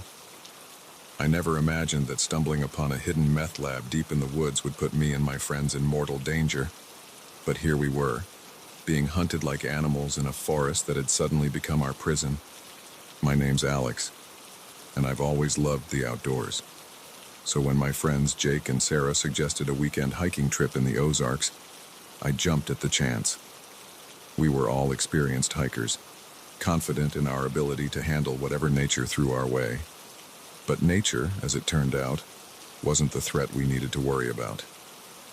We set out early Friday morning, the air crisp and filled with the promise of adventure. The trail we'd chosen was off the beaten path, recommended by a local guide as a challenging but rewarding trek. For the first day and a half, it was exactly that. We navigated steep inclines, crossed babbling streams, and marveled at the lush canopy above us. It was late Saturday afternoon when things took a turn. We had veered slightly off the marked trail, following what looked like a game path in search of a good spot to set up camp for the night. "Guys, do you smell that?" Sarah asked, wrinkling her nose. I sniffed the air. There was definitely an odd odor, sharp and chemical. It reminded me of the time I'd accidentally left a can of paint thinner open in my garage. "Maybe there's a factory nearby?" Jake suggested, but he sounded uncertain. We should have turned back then. But curiosity got the better of us. We pressed on, following the strengthening scent.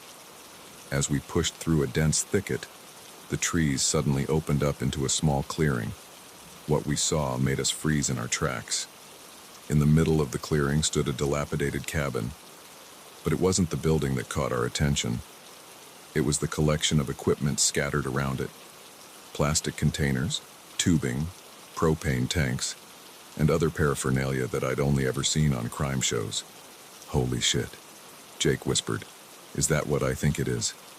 Before either Sarah or I could respond, we heard voices. Rough, angry voices coming from inside the cabin. "Get down," I hissed, dropping to the ground behind a fallen log. Jake and Sarah followed suit, our bodies pressed into the damp earth. Through a gap in the log, I could see two men emerge from the cabin. They were arguing about something. Supplies, I think. They looked nothing like the stereotypical meth cooks I'd seen on TV. These guys were burly, with hard eyes and clothes that had seen better days, and they were armed. "We need to get out of here," Sarah whispered, her voice trembling. I nodded, slowly starting to back away. But as I moved, my backpack caught on a branch. The resulting snap seemed to echo through the clearing. The men's heads whipped in our direction. "What was that?" one of them growled. "Probably just an animal," the other replied, but he didn't sound convinced. We lay there, barely breathing, praying they wouldn't investigate further. For a moment, it seemed like luck was on our side. The men turned back to their conversation. Then Jake sneezed. It wasn't loud, but in the tense silence, it might as well have been a gunshot. "There's someone out there," one of the men shouted. We didn't wait to see what would happen next. We scrambled to our feet and ran, crashing through the underbrush with no regard for stealth. Behind us, I could hear shouts and the sound of pursuit. "Split up!" I yelled to Jake and Sarah. "Meet back at the car if you can." It was a risky move, but I hoped it would confuse our pursuers. I veered left, while Jake and Sarah went right. I ran like I'd never run before, branches whipping at my face, roots threatening to trip me with every step. My lungs burned and my legs felt like lead, but fear kept me going. I could hear someone behind me, gaining ground. I risked a glance over my shoulder and saw one of the men, his face twisted with rage, not 20 yards behind me. In my moment of distraction, my foot caught on a root. I went down hard, tumbling down a small incline. Pain shot through my ankle as I tried to get up. "Got you now, you little bastard," the man snarled, emerging from the trees above me. In desperation, I grabbed a handful of dirt and leaves and threw it at his face. He cursed, momentarily blinded, and I used that moment to stumble to my feet and keep running. The pain in my ankle was excruciating, but adrenaline pushed me forward. I had no idea where I was going, no plan beyond getaway. As I ran, the forest seemed to close in around me. The trees were denser here, the undergrowth thicker. It was getting darker too, the sun setting behind the mountains. I don't know how long I ran. It could have been minutes or hours. Every sound made me flinch. Was it my pursuer, or just the natural noises of the forest? Finally, when I felt I couldn't take another step, I saw it. A small cave, half hidden by a curtain of vines. Without hesitation, I dove inside. The cave was shallow, more of an overhang really, but it was enough. I pressed myself against the back wall, trying to quiet my ragged breathing. Outside, I could hear movement. Heavy footsteps, branches snapping. He was close. "I know you're around here somewhere," the man called out. His voice was closer than I expected, and I had to stifle a gasp. I closed my eyes, willing myself to become invisible. The footsteps drew nearer. then paused right outside my hiding spot. For a moment that felt like an eternity. There was silence. I didn't dare breathe. Then, mercifully, the footsteps started to move away. I waited until I could no longer hear any sound before allowing myself to relax slightly, but I knew I couldn't stay here. I had to find Jake and Sarah, had to get help. As quietly as I could, I eased myself out of the cave. The forest was dark now, the trees casting long shadows in the fading light. I had no idea which direction to go, but I knew I couldn't go back the way I'd come. I picked a direction and started walking, trying to favor my injured ankle. Every snapping twig made me jump. Every rustling leaf had me looking over my shoulder. After what felt like hours of aimless wandering, I heard something that made my heart leap, the sound of running water. A stream. And if I could find the stream, I might be able to find my way back to the trail. I followed the sound, hope giving me renewed energy. As I pushed through a dense patch of undergrowth, I suddenly found myself face to face with Sarah. We both stifled screams of surprise, then hugged each other fiercely. "Oh my God, Alex," Sarah whispered. I didn't know if..." "I'm okay," I assured her, though okay was a relative term at this point. "Have you seen Jake?" She shook her head, tears in her eyes. "We got separated. I've been hiding, trying to figure out what to do." Together, we decided to follow the stream. It had to lead somewhere, and it was our best chance of finding our way out of this nightmare. We walked through the night, jumping at every sound, expecting to see one of our pursuers behind every tree. As dawn broke, we finally heard something that filled us with relief and dread in equal measure, the distant sound of vehicles. Cautiously, we approached the sound. Through the trees, we could see a road, and on that road, a welcome sight, police cars. It turned out that Jake had managed to find his way back to our car and had immediately driven to the nearest town to get help. The police had been searching for us all night. As we were escorted to safety, I looked back at the forest. Somewhere in there were dangerous men and their illegal operation, but they'd be found soon enough. Our ordeal had ensured that the aftermath was a blur of police statements and medical checks. The meth lab was raided, the men arrested.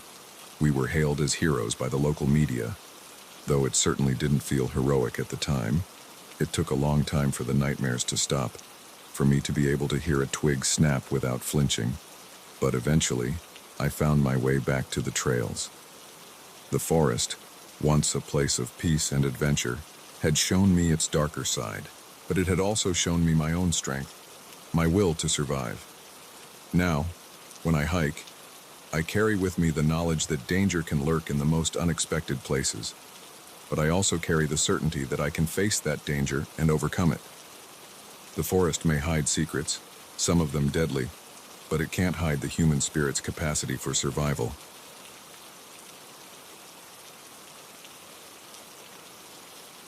The golden light of sunset painted the forest in warm hues, but a chill ran down my spine that had nothing to do with the dropping temperature. As I peered through my camera's viewfinder, I caught a glimpse of something that shouldn't be there, a pair of gleaming eyes watching me from the shadows.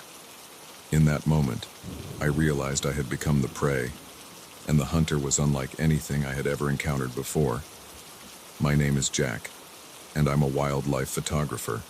I've spent years tracking and photographing some of the most elusive creatures on the planet, from the snow leopards of the Himalayas to the jaguars of the Amazon. I thought I'd seen it all, but nothing could have prepared me for what I was about to face in the remote wilderness of the Pacific Northwest. I'd come to this particular stretch of old-growth forest following rumors of an undocumented species. Local tribes spoke of a creature that walked on two legs but was covered in fur, with eyes that glowed in the dark. Most dismissed it as folklore, but I've learned over the years that legends often have a kernel of truth. For days, I'd been setting up camera traps and staking out promising locations. I'd seen nothing but the usual wildlife: deer, elk, the occasional black bear. But as the sun began to set on my fifth day in the forest, everything changed. I was perched in a tree blind, my camera ready, watching a small clearing where I'd noticed unusual tracks earlier. The light was fading fast, and I was considering packing up for the night when I heard it. A low, guttural growl that seemed to come from everywhere and nowhere at once. My heart rate spiked, but years of experience kept me still. I raised my camera, scanning the tree line through my telephoto lens. That's when I saw them, two eyes reflecting the last rays of sunlight, set in a face that was almost but not quite human. I snapped a series of shots instinctively, the camera's shutter sounding unnaturally loud in the hushed forest. As soon as I lowered the camera, the eyes were gone, but I could still feel its presence, watching, waiting. With trembling hands, I checked the photos I'd just taken. Most were blurry, useless, but one, the last one, was crystal clear. What I saw made my blood run cold. The face was ape-like, but with an intelligence in its eyes that was undeniably sentient. This was no known animal. This was something else entirely. As darkness fell, I knew I had to get out of there. Whatever this creature was, it was clearly aware of me, and I didn't want to find out if it was as curious about me as I was about it. I began to pack up my gear as quietly as possible, all too aware of the rustling sounds coming from the underbrush around me. Just as I was about to descend from my perch, a blood-curdling screech pierced the night. It was close, too close. I froze, one hand on the tree trunk, the other clutching my camera bag. The forest had gone deathly quiet, as if every living thing was holding its breath. Then I heard it, the sound of something large moving through the forest, heading straight for my tree. Panic surged through me. I'd dealt with charging elephants and stalking tigers, but always from a safe distance or with guides nearby. Here, I was alone, and whatever was coming was unlike anything in my experience. I scrambled down the tree, no longer caring about stealth. As soon as my feet hit the ground, I ran. I had no plan, no direction in mind. Pure instinct drove me forward, crashing through undergrowth, leaping over fallen logs. Behind me, I could hear it pursuing. The creature moved with an eerie silence, broken only by the occasional snap of a branch or rustle of leaves. It was toying with me, I realized with growing horror. It could have caught me at any time, but it was drawing out the chase. My lungs burned, and my legs felt like lead, but terror kept me moving. In the darkness, I could barely see where I was going. Branches whipped at my face. Roots threatened to trip me with every step. But I didn't dare slow down. Suddenly, the ground disappeared from beneath my feet. I plunged forward, tumbling down a steep embankment. Pain shot through my body as I rolled, unable to stop my descent. When I finally came to a stop, I lay there for a moment, dazed and winded. The sound of rushing water filled my ears. I had landed near a river. As I struggled to my feet, wincing at the pain in my ankle, an idea struck me.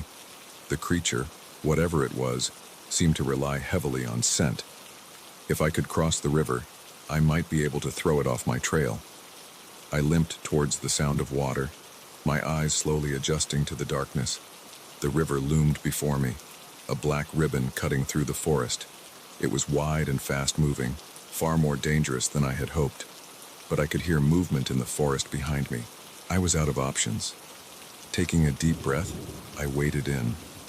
The icy water took my breath away, but I pushed forward. The current tugged at my legs, threatening to sweep me away. By the time I reached the middle, the water was up to my chest. My camera bag felt like it weighed a ton, dragging me down. Just as I thought I wouldn't make it, my feet found purchase on the other side. I dragged myself onto the bank, soaked and shivering. But I couldn't rest yet. I had to put more distance between myself and whatever was chasing me. I stumbled through the forest, my wet clothes clinging to me, my teeth chattering. Every shadow seemed to hide a threat, every sound a potential pursuer. But gradually, I realized I couldn't hear anything following me anymore. As the adrenaline began to wear off, exhaustion set in. I needed to find shelter, to rest, and try to figure out where I was. In the dim pre-dawn light, I spotted a large, hollow log. It wasn't ideal, but it would have to do. I crawled inside, curling up as best I could. As I lay there, shivering and aching, I thought about the photos in my camera. If I had managed to capture what I thought I had, it would change everything. But at what cost? Was any discovery worth this terror? I must have dozed off because the next thing I knew, sunlight was streaming through the gaps in the log. For a moment, I was disoriented. Then the memories of the night before came flooding back. Cautiously, I peeked out of my hiding place. The forest looked different in the daylight, less menacing, more familiar. But I knew appearances could be deceiving. Whatever had chased me last night could still be out there. I checked my GPS unit, relieved to find it had survived the river crossing. I was about 5 miles from my campsite. It would be a tough hike with my injured ankle, but I had no choice. I needed to get back to civilization, to show someone the photos I had taken. The journey back was a blur of pain and paranoia. Every snapping twig made me flinch. Every rustling leaf had me looking over my shoulder. But nothing appeared. No glowing eyes, no inhuman shrieks, just the normal sounds of a forest going about its day. When I finally stumbled into my campsite, I almost wept with relief. My tent was still there, untouched. I quickly packed up, my hands shaking with exhaustion and lingering fear. I needed to get out of these woods, back to my car, back to safety. The hike to the trailhead was the longest 2 miles of my life. When I finally saw my beat-up Land Rover, I could have kissed it. I threw my gear in the back and peeled out of there, not caring about the dust cloud I was kicking up. It wasn't until I was miles away, the forest, nothing but a green smudge in my rearview mirror, that I allowed myself to relax. I had made it. I had survived. But as the fear faded, excitement began to take its place. I had seen something extraordinary, something that could rewrite our understanding of the natural world. And I had proof. As soon as I had cell service, I called my editor. "Mark," I said, my voice hoarse from exhaustion and emotion, "you're not going to believe what I've got." The photos caused a sensation, of course. Scientists, cryptozoologists, and curiosity seekers descended on the forest. But despite extensive searches, no one ever found concrete evidence of the creature I encountered. Sometimes, in the dead of night, I still wake up in a cold sweat, the echo of that unearthly shriek ringing in my ears. I've never gone back to those woods, and I never will. Some mysteries, I've learned, are better left unsolved. But I'll never forget the night I became the quarry, hunted by something that shouldn't exist. It changed me, reminded me that in the grand scheme of things, humans are not always the apex predator.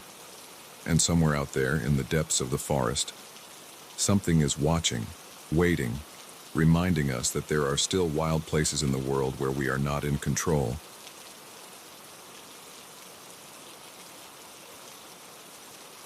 The first scratch in the wall was so faint I almost missed it. But as I traced my fingers over the rough surface, a chill ran down my spine. Something was in the walls of this old cabin, something alive and moving. And as the sun began to set, casting long shadows across the room, I realized with growing horror that I was trapped here with whatever it was. My name's Daniel, and I've always been a bit of a loner. So when I inherited my great-uncle's cabin in the woods, it seemed like the perfect opportunity for some peace and quiet. I'd been feeling burnt out from my job in the city, and the idea of spending a few weeks surrounded by nature was incredibly appealing. The cabin was exactly as I remembered it from childhood visits, a small rustic structure nestled in a clearing, miles from the nearest neighbor. As I pulled up in my rental car, a wave of nostalgia washed over me. I could almost smell Great Uncle Frank's pipe tobacco and hear his deep, rumbling laugh. The first few days were blissful. I hiked during the day, marveling at the lush forest and the crystal-clear streams. In the evenings, I'd sit on the porch with a book, listening to the chorus of crickets and watching the fireflies dance in the gathering darkness. It was on the 4th night that I first heard it, a soft scratching sound coming from inside the walls. At first, I dismissed it as mice. The cabin was old after all, and it wasn't surprising that some critters might have made their home in it. But as I lay in bed that night, the scratching grew louder, more insistent. It seemed to be moving, traveling from one wall to another. This was no mouse. The next morning, I examined the walls carefully. That's when I found the first scratch marks. Long, deep gouges in the wooden panels. They were too big to be from any rodent I knew of. I tried to rationalize it. Maybe it was a raccoon that had somehow gotten into the walls. But deep down, I knew that didn't fit. The scratches were too deliberate, too purposeful. As the day wore on, I found myself jumping at every creak and groan of the old cabin. The scratching had stopped, but the silence felt oppressive, like the calm before a storm. That night, I couldn't sleep. I lay in bed, every nerve on high alert, waiting for the sound to start again. When it did, it was different. Not just scratching now, but a soft thudding, like something heavy moving through the walls. I got up, grabbing a flashlight from the bedside table. My hands were shaking as I shone the beam along the walls. The scratching seemed to be coming from behind the old fireplace. As I approached, the noise stopped abruptly. I stood there, heart pounding, straining my ears in the silence. Then I heard it, a sound that made my blood run cold, a low, guttural growl coming from inside the wall. I stumbled back, nearly dropping the flashlight. This was no animal, at least, no animal I'd ever encountered. I spent the rest of the night huddled on the couch, jumping at every sound. As soon as the first light of dawn broke, I was in my car, driving towards town. The local diner was just opening when I arrived. I must have looked a sight, pale, disheveled, with dark circles under my eyes. The waitress, a kindly older woman named Betty, took one look at me and brought over a strong cup of coffee. "You all right, honey?" she asked, concern etched on her face. "You look like you've seen a ghost." I laughed nervously. "Not a ghost," I said. "But something. I'm staying at my uncle's old cabin, and there's something in the walls." Betty's expression changed, a flicker of, was that fear? "Frank's old place?" she asked. "Up on Willow Creek Road." I nodded, surprised. "You knew my uncle?" She sighed, glancing around the empty diner before sliding into the booth across from me. "Everyone around here knew Frank," she said, "and everyone knows about that cabin." My heart sank. "What do you mean?" Betty leaned in, lowering her voice. "There's always been stories about that place. Even before your uncle bought it. People say it's not right. That there's something living in the walls. Something that's been there for a long, long time." I felt a chill run down my spine. "What kind of something?" She shook her head. "Nobody knows for sure. Some say it's a spirit, angry at being disturbed. Others think it's some kind of creature, hibernating for years at a time. Your uncle, he never believed the stories. Said it was just superstition." I thought about the scratches, the growl I'd heard. "It's real," I said. "Whatever it is, it's real." Betty reached out, patting my hand. "Listen, honey, if I were you, I'd pack up and leave. Some things, it's better not to mess with." But I couldn't just leave. The cabin was mine now, my responsibility. And a part of me, the part that had always been drawn to mysteries and the unknown, wanted to know what was hiding in those walls. I spent the day in town, researching the cabin's history and buying supplies, including a sturdy axe. As the sun began to set, I steeled myself and drove back up to the cabin. The scratching started as soon as night fell, but this time, I was prepared, or so I thought. I approached the wall where the sound was loudest, axe in hand. With a deep breath, I swung, the blade biting into the old wood. The scratching stopped abruptly. For a moment, there was complete silence. Then, a roar that shook the very foundations of the cabin. The wall in front of me bulged outward. wood splintering. I stumbled back, raising the axe defensively, but I wasn't prepared for what emerged. It was like nothing I'd ever seen before, vaguely humanoid, but covered in thick, matted fur. Its eyes glowed in the dim light, fixed on me with an intelligence that was terrifyingly unnatural. For a moment, we stared at each other, frozen in mutual shock. Then it lunged. I swung the axe wildly, feeling it connect with something solid. The creature howled, a sound of pain and rage that sent me scrambling towards the door, but it was faster. A clawed hand grabbed my ankle, pulling me down. I kicked out, my foot connecting with its face. It let go, and I scrambled to my feet, running for the car. I could hear it behind me, its heavy breathing and the thud of its footsteps spurring me on. I reached the car, fumbling with the keys. Just as I got the door open, it slammed into me from behind. We went down in a tangle of limbs, rolling across the forest floor. Its face was inches from mine, hot breath reeking of decay. I could see my terrified reflection in its glowing eyes. In desperation, I grabbed a rock from the ground and smashed it against the creature's head. It reared back, momentarily stunned. I took my chance, scrambling into the car and locking the doors. The engine roared to life, and I floored it, tires spinning on the dirt road. In the rearview mirror, I could see the creature standing in the middle of the road, watching me drive away. Its howl of frustration followed me all the way down the mountain. I didn't stop driving until I reached the city limits. My hands were shaking so badly I could barely grip the steering wheel. I never went back to the cabin. I sold it, at a loss, to a developer who planned to tear it down. I didn't tell him about what lived in the walls. Maybe I should have, but who would have believed me? Sometimes, late at night, I still wake up in a cold sweat, the echo of that unearthly howl ringing in my ears. I'll never forget those glowing eyes, that ancient alien intelligence. And I can't help but wonder if there was one of those creatures. Could there be more? How long have they been hiding in the walls of old houses, in the dark places we never think to look? One thing's for certain. I'll never look at an old cabin in the woods the same way again. Because now I know that sometimes the walls really do have eyes, and claws, and an appetite for unsuspecting visitors.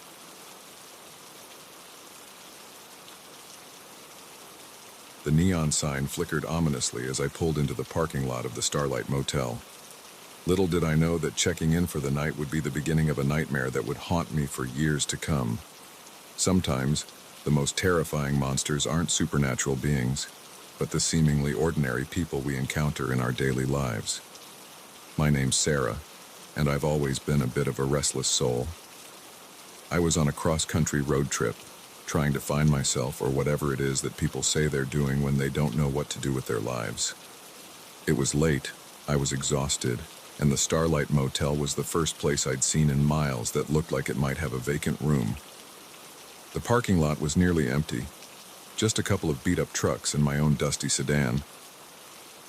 As I killed the engine, I noticed a curtain twitching in the office window. Someone had been watching me pull in.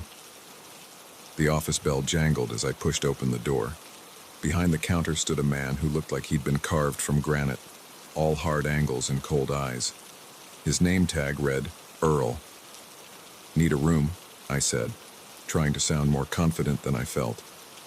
Earl's eyes roamed over me in a way that made my skin crawl. "Just you?" he asked, his voice raspy like he'd swallowed gravel. I nodded, suddenly wishing I wasn't alone.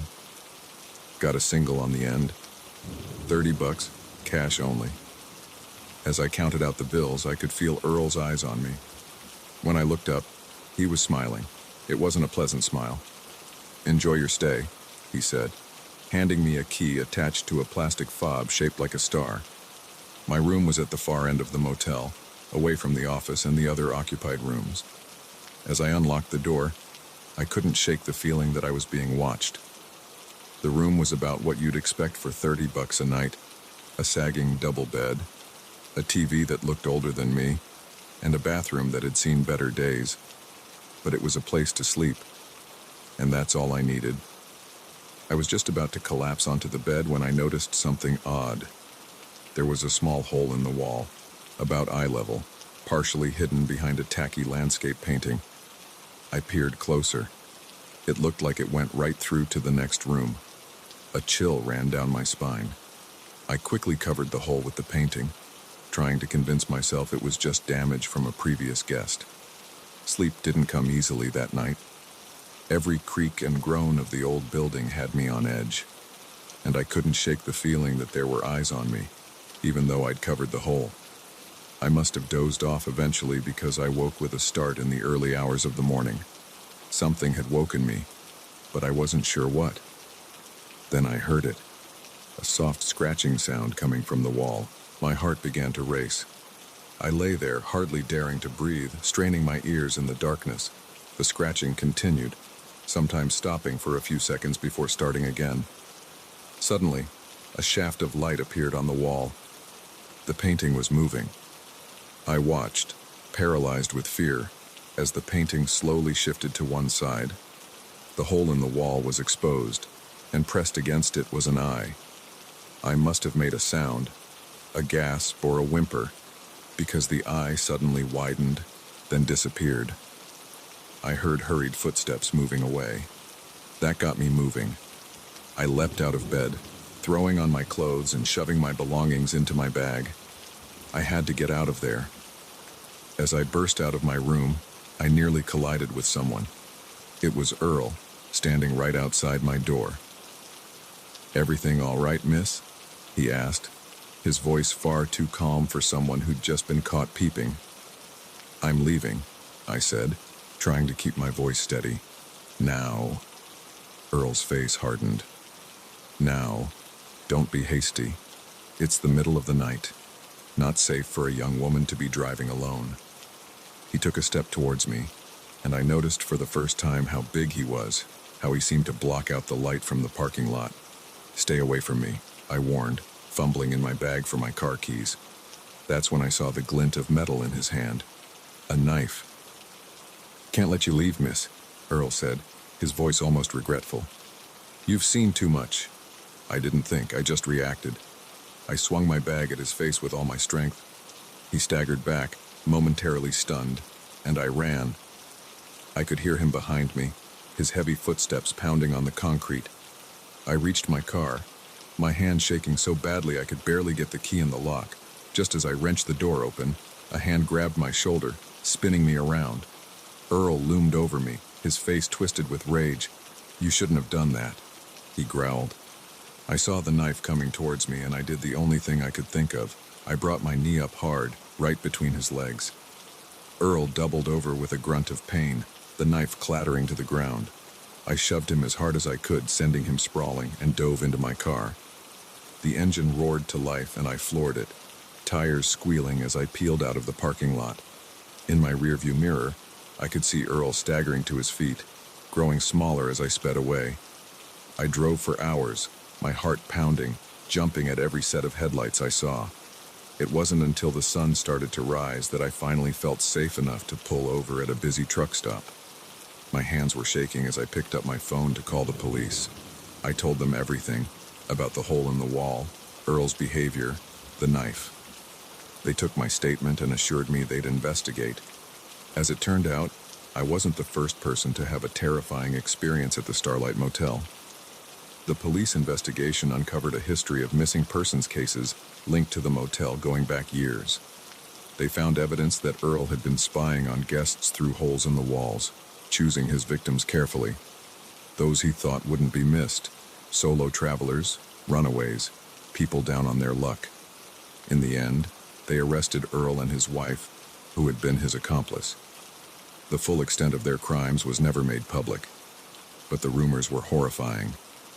I gave more statements, testified at the trial. It was a long and draining process, but I was determined to see justice done, not just for me, but for all of Earl's victims who couldn't speak for themselves. It's been years since that night at the Starlight Motel, but I still have nightmares sometimes. I see Earl's cold eyes, feel the terror of being hunted. I can't stay in motels anymore. The sight of those identical doors, those neon vacancy signs, it all brings it rushing back. But I've grown stronger too. I've learned to trust my instincts, to listen to that little voice that says something isn't right. And I've learned that sometimes the most ordinary-looking places and people can hide the darkest secrets. I still travel, still explore, but now I do it with my eyes wide open, always aware that danger can lurk in the most unexpected places. And every time I pass a rundown motel on a lonely stretch of highway, I say a silent prayer for those who might be trapped inside, fighting battles that no one knows about. Because the truth is, you never really know what's happening behind closed doors, or who might be watching from the other side of the wall.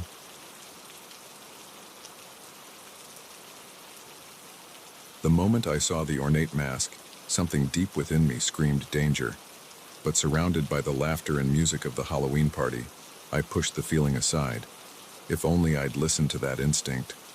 Because as the night wore on, I realized those masks weren't just hiding faces, they were concealing murderous intentions. My name's Alex, and I've always loved Halloween, the costumes, the atmosphere, the way reality seems to bend just a little on that one magical night. So when my friend Jen invited me to an exclusive Halloween bash at some rich guy's mansion, I jumped at the chance. It's going to be epic, Jen had gushed over the phone. This guy goes all out. And get this, it's a masquerade theme. Everyone has to wear a mask the whole night. Isn't that cool? It did sound cool, mysterious even. I spent weeks putting together the perfect costume. A steampunk-inspired outfit complete with a bronze and leather mask that covered the top half of my face. The night of the party, Jen picked me up in her beat-up Corolla. As we drove out of the city, the houses got bigger and farther apart. Finally, we turned down a long, tree-lined driveway. Holy shit, I breathed as the mansion came into view. It was massive, all Gothic spires and gargoyles, like something out of a horror movie. Jack-o'-lanterns lined the steps, their flickering light casting eerie shadows. Told you it was epic, Jen grinned, adjusting her feathered mask. Inside, the party was already in full swing. The foyer was packed with people in elaborate costumes, all wearing masks that ranged from simple dominoes to intricate full-face creations.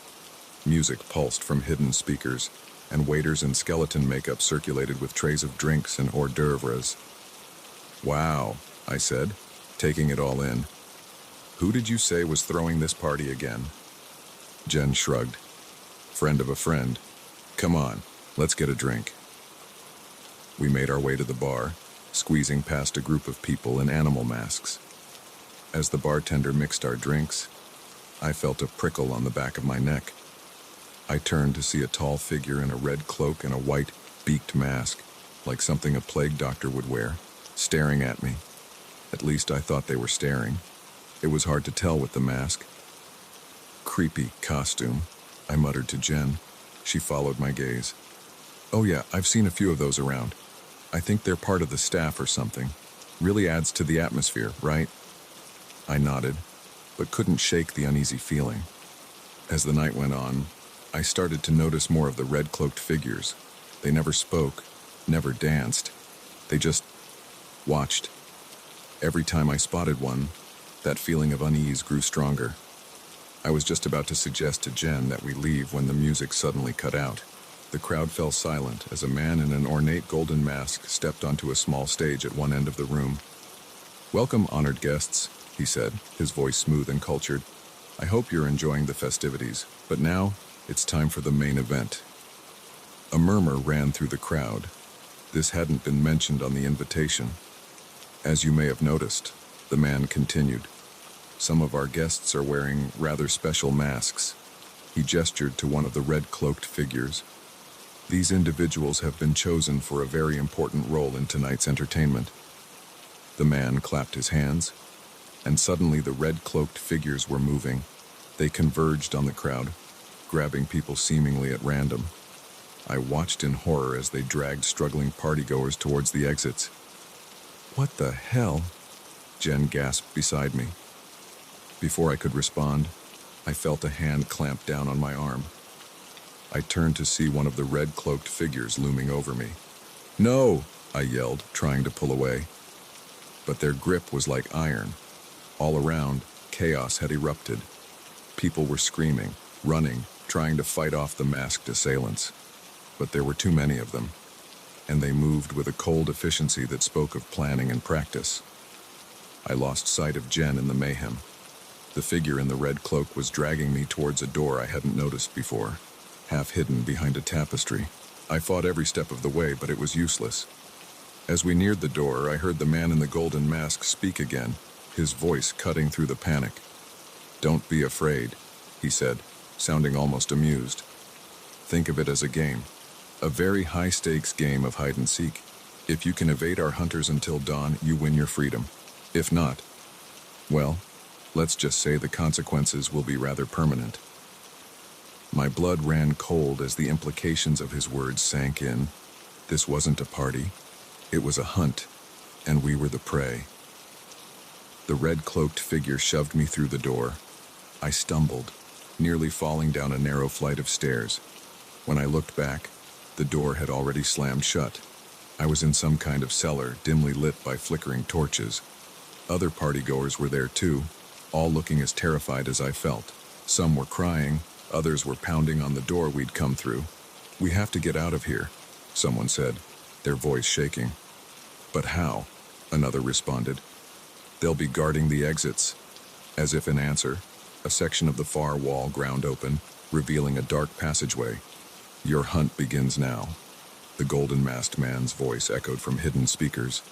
"You have until dawn. Good luck." For a moment, no one moved. Then, as if a spell had been broken, everyone rushed for the passage. I hesitated, wondering if it was a trap, but what choice did I have? I plunged into the darkness, the sounds of panicked breathing and hurried footsteps all around me. The passage twisted and turned, sometimes splitting into multiple routes. I tried to keep track of where I was going, but it was hopeless. This place was a maze. After what felt like hours of wandering, I found myself in a large, circular room. Passages led off in all directions, and in the center stood a fountain, dry and covered in cobwebs. I wasn't alone. A handful of other partygoers were there, all looking as lost and scared as I felt. One of them, a guy in a wolf mask, was examining the fountain. "I think I've figured it out," he said as I approached. "This place, it's not just a basement. It's a whole network of tunnels and rooms, like a mini-city under the mansion." "But why?" a woman in a butterfly mask asked. "Why go to all this trouble?" Before anyone could answer, we heard it. Footsteps, coming from one of the passages, and with them, a sound that made my blood run cold, the soft metallic scrape of a blade being drawn. "Run!" someone yelled, and we scattered, each diving for a different passage. I ran blindly, my heart pounding in my ears. Behind me, I could hear screams echoing through the tunnels. I wanted to help, but the instinct for survival overrode everything else. I don't know how long I ran, or how many twists and turns I took. Eventually, I found myself in a small dead-end room. There was nowhere else to go. Panic threatened to overwhelm me, but I forced it down. I had to think. I looked around the room, desperate for anything that might help. That's when I noticed it. A small grate near the floor, just big enough for a person to squeeze through. I didn't hesitate. I pried the grate open and crawled inside. It was a tight fit, and the metal was cold against my skin. But I didn't care. Anything was better than being caught by those masked killers. I crawled through the duct for what felt like miles, every sound making me freeze in terror. Finally, I saw light ahead.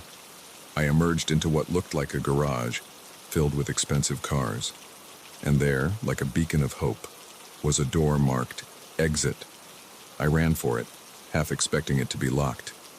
But it opened easily, and suddenly I was outside, the cool night air hitting my face. I didn't stop running until I reached the main road. Only then did I allow myself to collapse, gulping in great lungfuls of air. I had escaped. But as police sirens began to wail in the distance, I thought of all those still trapped in that underground maze. How many of them would see the dawn? The aftermath was a blur of police statements and news reports. The man behind it all, a wealthy recluse with a twisted sense of entertainment, was arrested. But many of his hunters were never caught. They never found Jen, or many of the others who went missing that night. The tunnels under the mansion went on for miles, they said.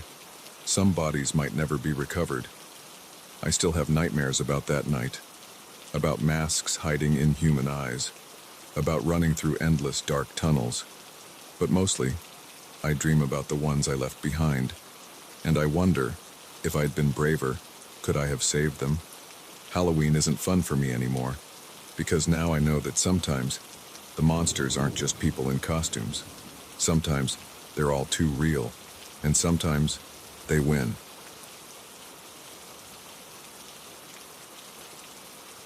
The mist rolled across the lake, thick and impenetrable, as I cast my line into the inky black water. I'd come out here for solitude, for peace. Instead, I found a nightmare floating in the fog, a ghost ship that would turn my quiet fishing trip into a fight for survival against an unspeakable evil. My name's Mike, and I've been fishing these waters since I was a kid. Lake Erie might not be the most glamorous of the Great Lakes, but it's always been my sanctuary. When life gets too hectic, too noisy, I come out here. Just me, my little fishing boat, and the vast expanse of water. That night started like any other. I'd pushed off from the dock just as the sun was setting, planning to do some night fishing. The weather report had mentioned fog rolling in, but I wasn't worried. I knew these waters like the back of my hand.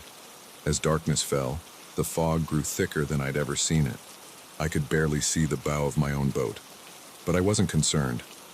The fish were biting, and the eerie calm of the fog-shrouded lake was soothing in its own way. It was close to midnight when I first heard it, a low, mournful sound echoing across the water.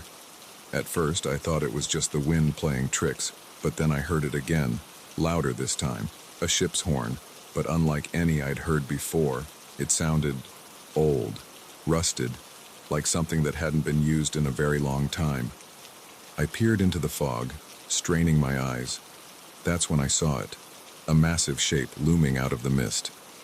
As it drew closer, I could make out more details. It was a ship, all right, but not like any that should have been on Lake Erie. This was an old steamer, the kind they used to use for hauling iron ore back in the early 1900s. Its hull was rusted, its deck empty of any signs of life. My first thought was that it must be some kind of historical recreation. But as it drifted closer, I realized something was very, very wrong. The ship was moving silently, with no sound of engines or sight of crew.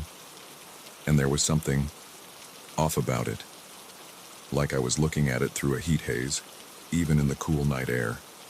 Curiosity overrode my growing sense of unease. I started my engine, moving closer to the mysterious ship. As I drew alongside, I could make out the name painted on the hull, Edmund Fitzgerald. My blood ran cold. The Edmund Fitzgerald was infamous in these parts, a massive ore freighter that had sunk in a storm on Lake Superior in 1975, taking all 29 crew members with it. What I was looking at was impossible.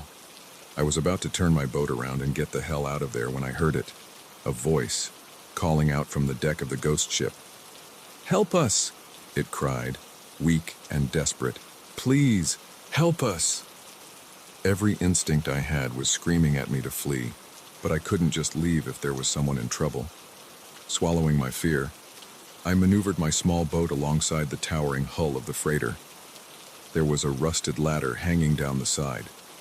Taking a deep breath, I grabbed hold and started to climb. The metal was ice cold under my hands, covered in a slick layer of algae that made the climb treacherous. As I hauled myself onto the deck, the full weight of my mistake hit me. The deck was empty, devoid of any signs of life. But more than that, it felt wrong.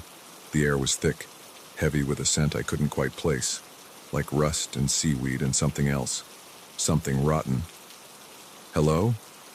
I called out, my voice sounding small and insignificant in the vast emptiness of the ship.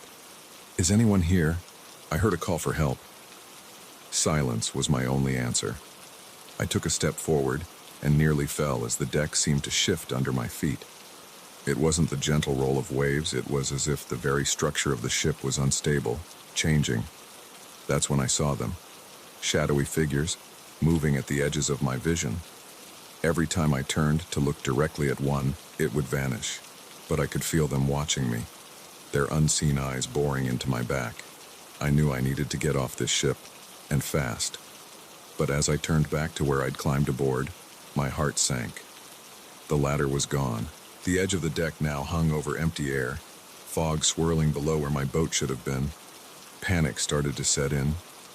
I was trapped on a ghost ship, surrounded by something. Entities I couldn't see but could feel all around me. I had to find another way off. I made my way towards what I hoped was the bridge, figuring there had to be some kind of radio or emergency equipment there. The door was rusted shut, but adrenaline gave me the strength to wrench it open. The bridge was like stepping back in time. Ancient-looking equipment lined the walls, dials and levers that looked like they belonged in a museum. And there, slumped over the ship's wheel, was a figure. Hope surged through me. "Hey," I called out, moving closer. "Are you all right?" The figure didn't move. As I approached, I realized why. What I had thought was a person was nothing but a skeleton, clothed in the tattered remains of a captain's uniform. I stumbled back. A scream caught in my throat. This was madness. Impossible. I had to be dreaming. A noise behind me made me whirl around. There, blocking the doorway, stood a man. But not a living man. His flesh was bloated and pale, his eyes milky white. Seaweed clung to his clothes, and water dripped constantly from his form. "Welcome aboard," he said, his voice gurgling as if he were speaking underwater. "We've been waiting for you." I backed away, my mind reeling. What are you?" The thing that had once been a man smiled, revealing rows of sharp, fish-like teeth. "We are the crew of the Edmund Fitzgerald, lost, but not gone. And now, you'll join us." More figures appeared behind him, all in various states of decay. They began to advance into the bridge, their hands outstretched towards me. In that moment, survival instinct took over. I grabbed a heavy logbook from a nearby desk and hurled it at the lead figure. It passed right through him, but the action startled them enough for me to make a break for it. I shoved past them, their cold, wet hands grasping at me as I ran. I could hear them behind me, their waterlogged footsteps pounding on the deck.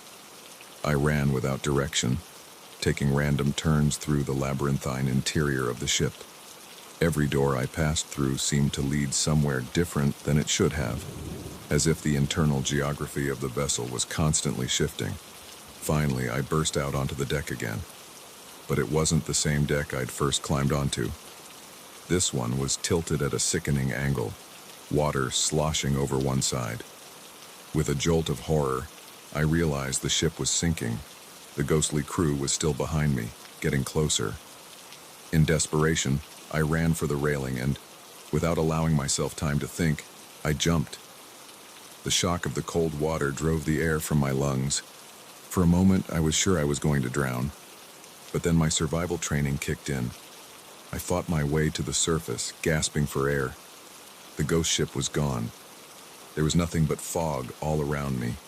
I treaded water, trying to get my bearings. That's when I heard it, the distant sound of a motor. I shouted for help, my voice hoarse and desperate. The sound grew closer, and suddenly a beam of light cut through the fog. It was a Coast Guard boat.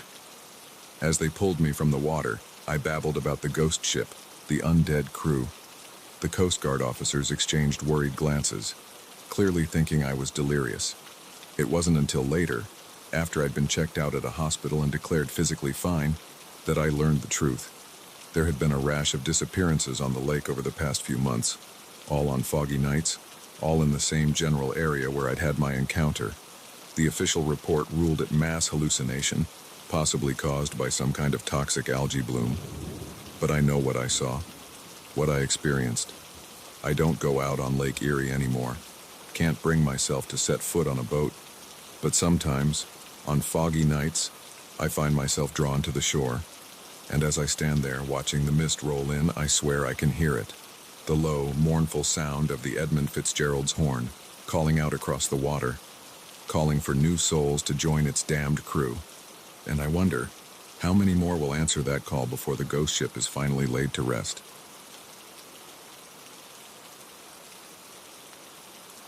The howling wind drowned out the sputtering of my car's engine as it finally gave up the ghost. Surrounded by a whiteout of swirling snow, I realized I was stranded in the middle of nowhere. Little did I know, my desperate search for shelter would lead me into the clutches of a madman, and the cozy cabin I thought was my salvation would become a prison of terror. My name's Claire, and I've always prided myself on being prepared, but nothing could have prepared me for that night. I was driving back from a work conference, taking the scenic route through the mountains. It was supposed to be a peaceful drive, a chance to decompress before diving back into the chaos of city life. The storm came out of nowhere. One minute I was admiring the snow-capped peaks. The next I could barely see 2 feet in front of me. I slowed to a crawl, my knuckles white on the steering wheel as I struggled to keep the car on the road. That's when I heard it, a sickening clunk from under the hood. The car shuddered, coughed, and died. I coasted to a stop on the shoulder, if you could call it that. On one side was a sheer rock face, on the other a steep drop-off into darkness. I tried to restart the engine, but it was no use. The battery was dead, and even if it wasn't, I suspected the problem was much worse. I was stuck. I reached for my phone, already knowing it was futile. No signal, of course. Not out here in the middle of nowhere. The temperature was dropping rapidly. I could see my breath fogging up the windshield. I knew I couldn't stay in the car. In weather like this, that was a death sentence. I had to find shelter. Grabbing my emergency kit, thank God I'd remembered to pack one, I stepped out into the storm. The wind hit me like a physical force, nearly knocking me off my feet. Snow pelted my face, sharp as needles. I picked a direction and started walking, one arm up to shield my eyes from the driving snow. Every step was a battle against the wind. I couldn't feel my fingers or toes, and my face was numb with cold. Just when I thought I couldn't go on, I saw it. A faint glow in the distance. A light. My heart leapt. Where there was light, there had to be people. Shelter. I pushed on with renewed energy. As I got closer, I could make out the shape of a cabin. Smoke curled from the chimney, promising warmth and safety. I stumbled up to the door and pounded on it with frozen fists. "Hello!" I shouted, my voice nearly lost in the howling wind. "Please, I need help." For a long moment, there was nothing. Then I heard movement inside. The door creaked open, and I found myself face to face with a man. He was tall and lean, with a wild beard and eyes that seemed to glow in the lamplight. He looked at me with surprise, then concern. "Good Lord, miss," he said, his voice gravelly. "What are you doing out in this storm? Come in, come in." I all but fell through the doorway, the sudden absence of wind making me stumble. The man caught me, his hands strong and sure. "Thank you," I gasped, shivering violently. "My car broke down. I didn't know what to do." "You poor thing," he said, leading me to a chair by the fireplace. "You're half frozen. Here, let me get you something warm to drink." As feeling slowly returned to my extremities, I took in my surroundings. The cabin was cozy, if a bit cluttered. Books and papers were strewn everywhere, and the walls were covered in maps and diagrams I couldn't make sense of. The man returned with a steaming mug. "It's just tea," he said, handing it to me. "But it'll warm you up." I took a grateful sip. "I'm Claire," I said. "Thank you so much for helping me. I don't know what I would have done if I hadn't found your cabin." He smiled, but it didn't quite reach his eyes. "Jack," he said, "and think nothing of it. I couldn't very well leave you out there to freeze, could I?" As we talked, I began to relax. Jack seemed nice enough, if a bit odd. He told me he was a researcher, studying weather patterns in the mountains. That explained all the maps and equipment I could see scattered around. "The storm's not likely to let up until morning," he said, glancing out the window. "You're welcome to stay here for the night. I'm afraid I don't have a guest room, but the couch is comfortable enough." I hesitated. Staying the night in a stranger's cabin wasn't ideal, but what choice did I have? "That's very kind of you," I said. "If you're sure it's no trouble." "No trouble at all," Jack said, that strange smile back on his face. As the night wore on, my unease grew. There was something off about Jack, something I couldn't quite put my finger on. The way his eyes would linger on me when he thought I wasn't looking. The way he'd sometimes pause mid-sentence as if listening for something. I tried to shake it off. He'd saved my life after all. I was just being paranoid. It wasn't until I got up to use the bathroom that I realized how wrong I was. As I walked down the narrow hallway, I noticed a door that was slightly ajar. I wouldn't have thought anything of it, except I heard a sound coming from inside.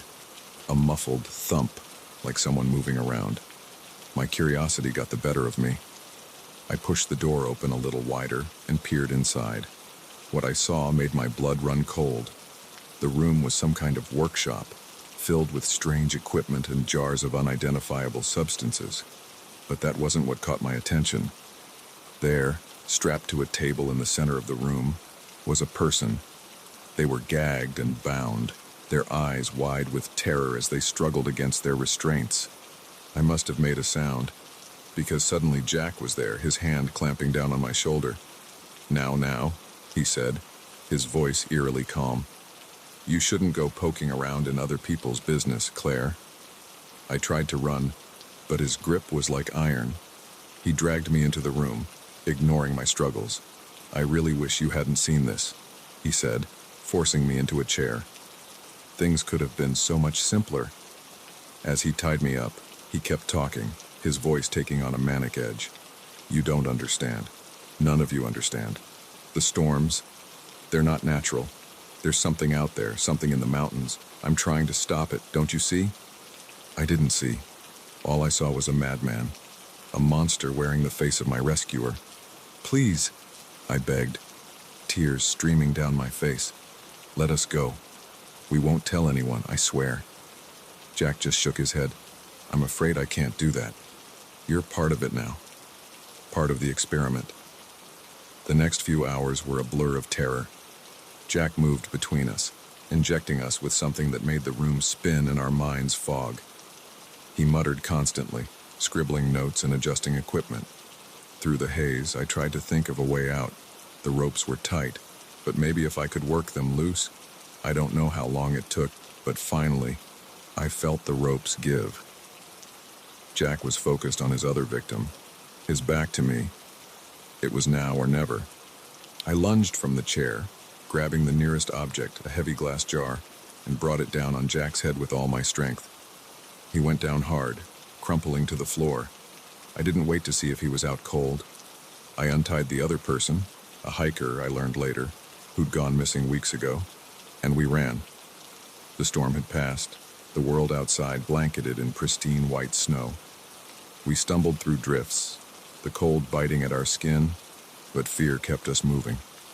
It wasn't until we reached the main road and flagged down a passing truck that I finally allowed myself to believe we were safe. The aftermath was a blur of police statements and hospital visits. They found Jack's cabin, but he was long gone. The things they discovered there. I try not to think about it. They never caught him. Sometimes, when the wind howls outside my window, I imagine I can hear his voice, whispering about experiments and things in the mountains. I don't drive those back roads anymore. I don't go anywhere remote if I can help it. Because now I know that sometimes, the real monsters aren't in the storm outside. Sometimes, they're waiting behind a friendly smile, ready to turn your salvation into a nightmare. And in those moments when you're most vulnerable, most in need of help, that's when they strike. So be careful who you trust in the dark and the cold. You never know what's really waiting behind that cabin door.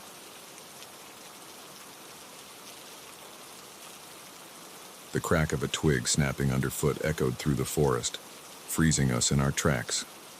We'd come to these woods for a peaceful camping trip, but in that moment, I realized we'd stumbled into a deadly game of cat and mouse.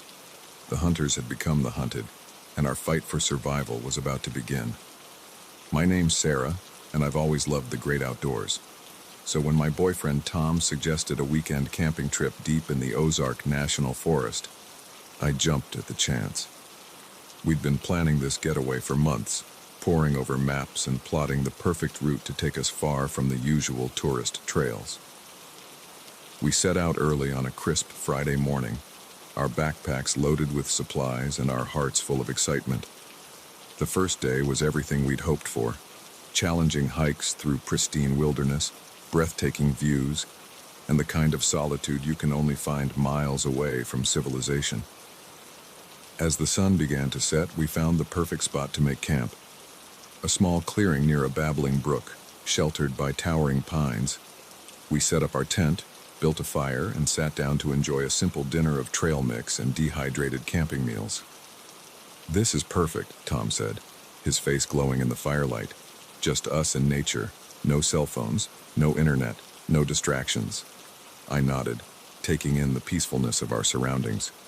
The stars were starting to come out, brighter than I'd ever seen them in the city. It was magical. We were just about to turn in for the night when we heard it. Voices, carried on the wind.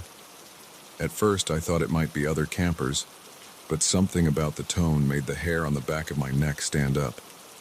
Tom must have sensed it too. "Stay here," he whispered, grabbing our flashlight. "I'm going to check it out." I wanted to protest, to tell him we should both go or neither of us should, but before I could say anything, he disappeared into the darkness. Minutes ticked by, each one feeling like an eternity. The voices grew louder, then suddenly cut off. The silence that followed was deafening. Just as I was about to go looking for Tom, he burst back into our campsite, his face pale with fear. "We need to go," he said, already starting to break down the tent. "Now." "What? Why? What did you see?" I asked, my heart racing. Tom's hands were shaking as he stuffed our sleeping bags into their sacks. "Poachers," he said. "At least 3 of them. They've got guns, Sarah, big ones, and they didn't look like the type to ask questions first." My blood ran cold. Poaching was a problem in these parts, but I'd never thought we'd actually run into any. "Did they see you?" I asked, helping Tom pack up our gear as quietly as possible. He shook his head. "I don't think so, but they're close." "Too close. We need to get out of here." We doused our fire and shouldered our packs. Tom took one last look at our GPS before stowing it away. "There's a ranger station about 10 miles north of here," he said. "If we push hard, we can make it by morning." With only the dim light of the moon to guide us, we set off into the forest. Every shadow seemed to hide a threat, every rustle of leaves a potential enemy. We moved as quickly and quietly as we could, but in the darkness, it was slow going. We'd been walking for maybe an hour when we heard it, the unmistakable sound of voices and heavy footsteps behind us. The poachers had found our campsite, and now they were on our trail. "Run," Tom whispered, grabbing my hand. We took off, no longer caring about stealth. Branches whipped at our faces as we crashed through the underbrush. I could hear the men behind us, their voices angry and getting closer. Suddenly, the ground disappeared from under my feet.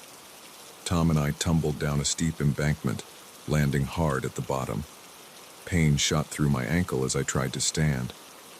"I think it's sprained," I gasped, leaning heavily on Tom. He looked back up the slope, his face grim. "We can't outrun them now. We need to hide." Tom helped me limp to a dense thicket of bushes. We crawled inside, pulling our dark-colored packs in after us. I bit my lip to keep from crying out as Tom gently examined my ankle in the dim light.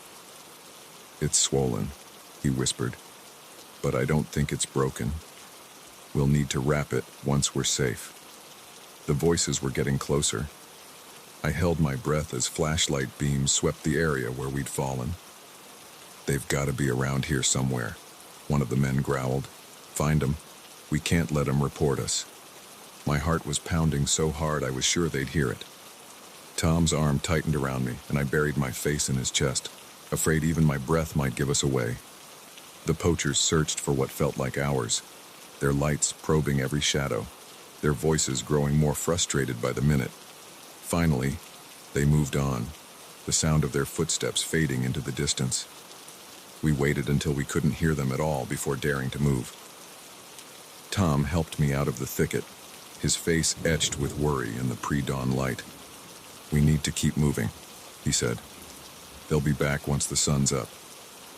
Using a branch as a makeshift crutch, I hobbled along as Tom led the way.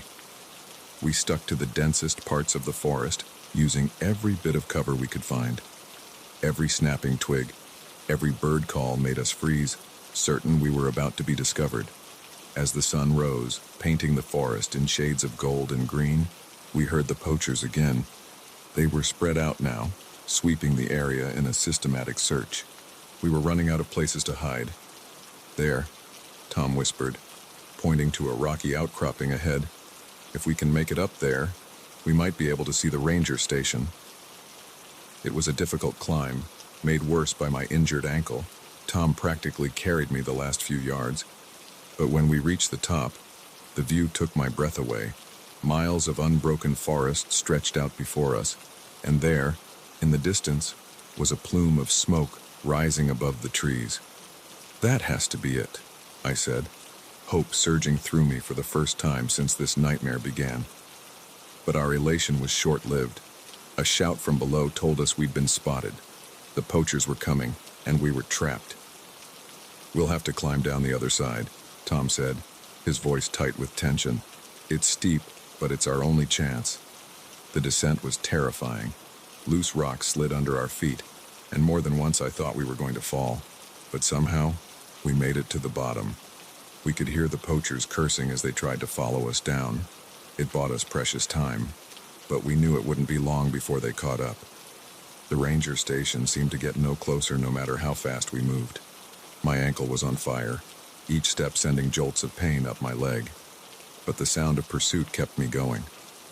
We burst out of the tree line into a small clearing.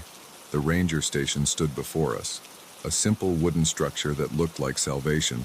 "Help!" Tom shouted, pounding on the door. "Please, someone help us!" For a heart-stopping moment, there was no response. Then the door flew open, revealing a startled-looking ranger. "What in the world?" he began, but Tom cut him off. "Poachers," he gasped. "They're right behind us. They've got guns." The ranger's expression hardened.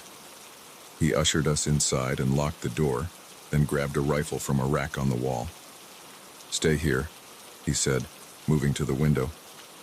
"I've called for backup, but it'll take time for them to get here." The next few minutes were tense. We could hear the poachers approaching, their voices raised in anger as they realized where we'd gone. The ranger stood his ground, ordering them to drop their weapons. For a moment, I thought there would be a shootout, but faced with an armed official, the poachers' nerve broke. They fled back into the forest just as the sound of approaching vehicles echoed through the trees. The aftermath was a blur of police statements and medical attention for my ankle. The poachers were caught a few days later, trying to flee the state. Tom and I never did finish our camping trip, but in a way, we got more adventure than we'd bargained for. We saw firsthand the dark side of nature, not the animals or the elements, but the human predators who exploit the wilderness for their own gain. We still go camping, but now we're more cautious. We know that even in the most beautiful places, danger can lurk. But we also know that we're stronger together, that we can face whatever comes our way. And sometimes, when we're sitting around a campfire under the stars, we remember that night. Not with fear, but with a sense of pride. We survived. We protected each other. And in doing so, we found a strength in ourselves we never knew we had. The moment I stumbled upon the first makeshift grave, I knew my peaceful hiking trip had turned into a nightmare. The forest floor was disturbed, unnatural mounds dotting the landscape like gruesome landmarks. As I stood there, frozen in horror, one thought echoed through my mind. I had just walked into a serial killer's dumping ground, and I needed to get out before I became the next victim. My name's Alex, and I've always been an avid hiker. There's something about losing myself in nature that helps clear my head and puts life into perspective. So when I had a few days off work, I decided to tackle a new trail in the Cascade Mountains, one that was off the beaten path and promised solitude and breathtaking views. The first day of my hike was everything I'd hoped for. The trail was challenging but rewarding, winding through dense forests and opening up to stunning vistas of snow-capped peaks. I set up camp that night feeling accomplished and at peace, looking forward to what the next day would bring. I broke camp early the next morning, eager to cover more ground. The trail became less defined as I pushed deeper into the wilderness, but I wasn't worried. I had my GPS and plenty of experience navigating rough terrain. It was late afternoon when things took a turn. I had veered slightly off the main trail, following what looked like a game path in search of a good spot to set up camp for the night. That's when I saw it, a patch of ground that looked wrong. The earth was mounded up in an unnatural way, and there were withered flowers scattered on top. My curiosity overrode my caution. I approached the mound, my heart racing. As I got closer, I noticed other details, a piece of fabric poking through the dirt, what looked horribly like strands of hair. I stumbled back, my mind reeling. This was a grave, a fresh one, and it wasn't alone. As I looked around with new eyes, I could see other mounds scattered throughout the area, some older and more overgrown than others. Panic surged through me. I needed to get out of there, to contact the authorities. But as I turned to leave, a twig snapped somewhere behind me. I froze and straining my ears. It could have been an animal, I told myself.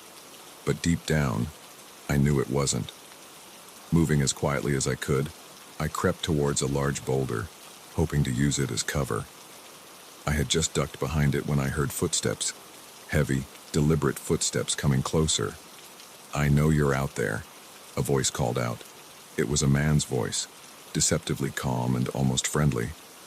"No use hiding. Why don't you come out so we can talk?" I held my breath, pressing myself against the cold stone of the boulder. My mind was racing. Should I make a run for it? Try to reason with him? I had no weapon, nothing to defend myself with except my wits. "Oh, come on now," the voice continued, closer now. "I promise I won't hurt you. I just want to explain." Yeah, right. I'd seen enough crime shows to know how this would go. He'd try to lure me out, to get me to trust him, and then I'd end up in one of those shallow graves. I peered around the edge of the boulder, trying to get a glimpse of my stalker. What I saw made my blood run cold. He was tall and broad-shouldered, dressed in hunting gear, and he was carrying a rifle. In that moment, I made a decision. I couldn't outrun a bullet, but maybe I could outsmart him. I grabbed a rock from the ground and threw it as hard as I could in the opposite direction. The sound of it crashing through the underbrush had the desired effect. The man whirled towards the noise, his rifle raised. "I see you," he shouted, starting to move away from me. I took my chance. I burst from my hiding spot and ran, not caring about the noise I was making. I could hear him cursing behind me, then the sound of pursuit. I ran like I'd never run before, crashing through undergrowth, leaping over fallen logs. Branches whipped at my face, leaving stinging cuts, but I didn't slow down. I could hear him behind me, getting closer. My lungs were burning, my legs felt like lead, but terror kept me going. I had no idea where I was running to, only that I needed to get away. Suddenly, the ground disappeared from under my feet. I tumbled down a steep embankment, rolling and bouncing painfully before coming to a stop at the bottom. For a moment, I lay there, dazed and winded. The sound of sliding rocks above me snapped me back to reality. He was coming down after me. Ignoring the pain radiating through my body, I forced myself to my feet and started running again. The forest was denser here, the undergrowth thicker. It slowed me down, but it would slow him down too. I pushed through, ignoring the thorns that tore at my clothes and skin. I don't know how long I ran. Time seemed to lose all meaning, but eventually, I burst out of the tree line and found myself on a road. An actual paved road. Hope surged through me. Where there was a road, there had to be people, civilization, safety. I turned in what I hoped was the direction of the nearest town and started running again. Every few seconds, I glanced over my shoulder, expecting to see my pursuer emerging from the trees. After what felt like hours but was probably only minutes, I saw headlights approaching. I waved my arms frantically, praying the driver would stop. The car, an old pickup truck, slowed to a stop beside me. An elderly man peered out at me, his face creased with concern. "You all right, miss?" he asked. "Please," I gasped, fighting to catch my breath. "I need help. There's a man. He's after me. Please, can you take me to the police?" The old man's eyes widened, but he nodded, reaching over to unlock the passenger door. "Get in," he said. As we drove away, I kept looking back, half expecting to see the killer standing in the middle of the road, watching us drive away. But there was nothing but empty asphalt stretching behind us. The rest of the night was a blur of police statements and medical checks. I told them everything, about the graves, the chase, the terror of thinking I was going to die out there in the wilderness. They found the site I described, uncovering multiple bodies in various states of decomposition. It was, they told me, the work of a serial killer who had been active in the area for years. They never caught him, though. He vanished into the vast wilderness, leaving behind only his grisly handiwork and the nightmares of those who encountered him. I don't go hiking alone anymore. Can't bring myself to, not after what happened. The forest, once a place of peace and solitude for me, now feels full of hidden dangers. Every snapping twig, every rustle in the undergrowth sets my heart racing. But I haven't given up on nature entirely. These days I stick to popular trails, always with a group, and I've become an advocate for hiker safety, sharing my story as a cautionary tale. Because the truth is, the wilderness can be dangerous in ways we don't always consider. It's not just the terrain or the wildlife we need to be wary of. Sometimes, the most dangerous predators out there are the ones that walk on two legs. I often think about that day, about how close I came to becoming just another victim, another body in a shallow grave. It's a sobering thought, but also a reminder of my own strength and resilience. I survived. I outsmarted a killer and lived to tell the tale. And while the experience left its scars, both physical and emotional, it also taught me something important. Life is precious, and every moment is a gift. I don't take anything for granted anymore. Each sunrise, each breath, each step on a trail, they're all reminders that I'm alive, that I made it out of those woods when others didn't. So I keep walking, keep exploring, always with one eye on the path ahead and the other watching my back. Because you never know what's lurking just beyond the next bend in the trail.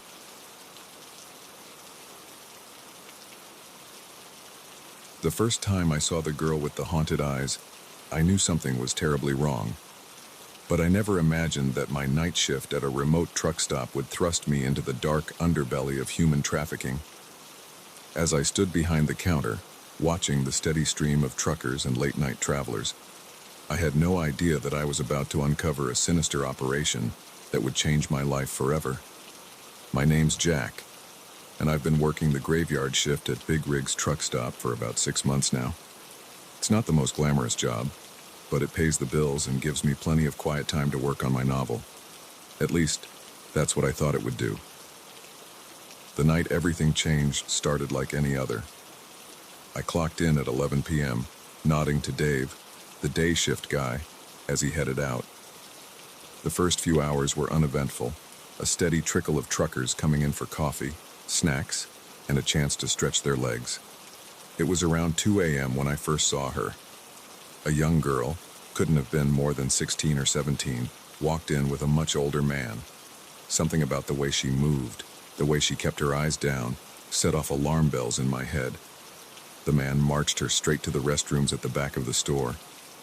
"Wait here," I heard him growl before he came up to the counter. "Pack of smokes," he grunted, not meeting my eyes. As I turned to grab the cigarettes, I caught a glimpse of the girl in the security mirror.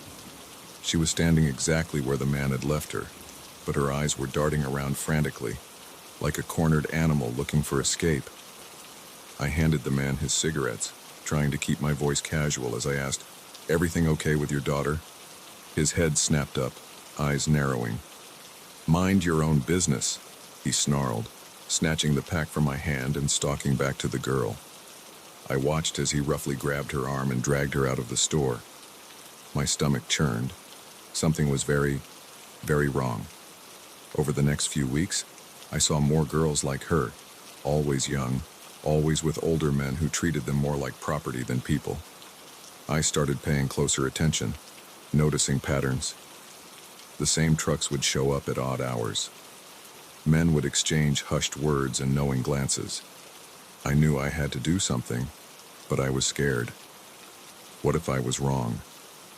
What if I was seeing things that weren't there? And even if I was right, what could I, a simple night clerk, do against what was clearly a large, organized operation? It was a quiet Tuesday night when things came to a head. A big rig pulled in around 3 a.m., and I recognized the driver as one of the regulars I'd been watching. He came in alone, but when he left, he had 2 young girls with him. They looked drugged, barely able to walk straight. My heart was pounding as I watched them climb into the truck. This was it. I couldn't stand by any longer. With shaking hands, I picked up the phone and dialed 911. 911, what's your emergency? I took a deep breath. I think I've uncovered a human trafficking ring operating out of Big Rig's truck stop on Highway 20. The dispatcher's voice sharpened. Can you elaborate, sir? I told her everything I'd seen over the past few weeks, describing the girls, the men, the patterns I'd noticed. As I spoke, I kept my eyes on the security cameras, watching the parking lot. Units are on their way, the dispatcher assured me. Is there anything else you can tell us? Just then, I saw movement on one of the screens. A van had pulled up, and men were ushering more girls into it. They're moving them now, I said urgently. There's a van. Suddenly, the bell over the door jangled. I looked up to see one of the men I'd been watching walk in. Our eyes met, and I knew he'd heard me. I have to go, I whispered into the phone, hanging up quickly. The man's eyes narrowed as he approached the counter. Who were you talking to? He demanded. Just my girlfriend, I lied, trying to keep my voice steady. She worries if I don't check in. He didn't believe me. I could see it in his eyes. Come out from behind the counter, he said, his hand moving to his waistband where I caught a glimpse of a gun. My mind raced. I couldn't let him take me outside. I'd seen enough crime shows to know I'd never come back if I did. Look, I said, raising my hands. I don't want any trouble. I don't know anything, and I haven't seen anything. Okay? He smirked, a cold, humorless expression. Oh, I think you've seen plenty. Now move, or I'll... He never finished the sentence. At that moment, the parking lot lit up with red and blue flashing lights. The man's head whipped around, his face contorting with rage. You little rat, he snarled, reaching for his gun. I didn't think, I just reacted. I grabbed the pot of hot coffee from behind me and hurled it at him. He screamed as the scalding liquid hit his face when stumbling backwards. I vaulted over the counter and ran for the door. Outside, it was chaos. Police cars had swarmed the parking lot. Officers were shouting orders, their guns drawn. The van I'd seen earlier was trying to back out, but a police cruiser blocked its path. I burst out of the store, my hands raised. I'm the one who called, I shouted, as several officers turned their weapons towards me. One of them rushed over, quickly ushering me behind a police car. "Stay down," he ordered, before running back towards the store. From my position, I could see everything. The men were being arrested, pulled from their trucks in the van. And the girls. God, there were so many of them. Some looked dazed, others were crying. A few tried to run, only to be gently but firmly stopped by female officers. It was over in minutes, but it felt like hours. When the dust settled, one of the detectives came to take my statement. As I talked, I watched paramedics treating the girls, wrapping them in blankets and leading them to waiting ambulances. "You did good, son," the detective said when I'd finished. "Real good. We've been trying to crack this ring for months. Your information was the break we needed." I nodded, feeling numb. The adrenaline was wearing off, leaving me shaky and exhausted. "What's going to happen to the girls?" I asked. The detective's face softened. "They'll get help. Counseling, medical treatment, whatever they need. It's going to be a long road, but they've got a chance now, thanks to you." In the days that followed, the full scope of the operation came to light. It wasn't just big rigs. The ring had been operating out of truck stops across 3 states. Dozens of girls were rescued, some of whom had been missing for years. I gave more statements, testified in court. The truck stop's owner was arrested too. He'd been turning a blind eye in exchange for a cut of the profits. I was offered a reward, but I couldn't take it. Instead, I asked for it to be donated to organizations that help trafficking survivors. I don't work at big rigs anymore. Couldn't stand to be there after everything that happened, but I didn't give up on my dream of being a writer. In fact, I found my story.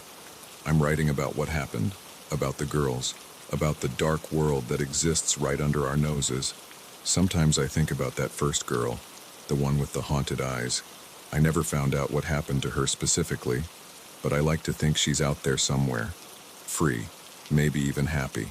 And on the nights when the memories keep me awake, when I see those girls' faces in my dreams, I hold on to that thought. Because that's the thing about evil. It thrives in the shadows, in silence and complacency. But it only takes one person to shine a light, to speak up. One person can make a difference. I'm not a hero. I'm just a guy who was in the right place at the right time and chose not to look away. And if my story teaches people anything, I hope it's this.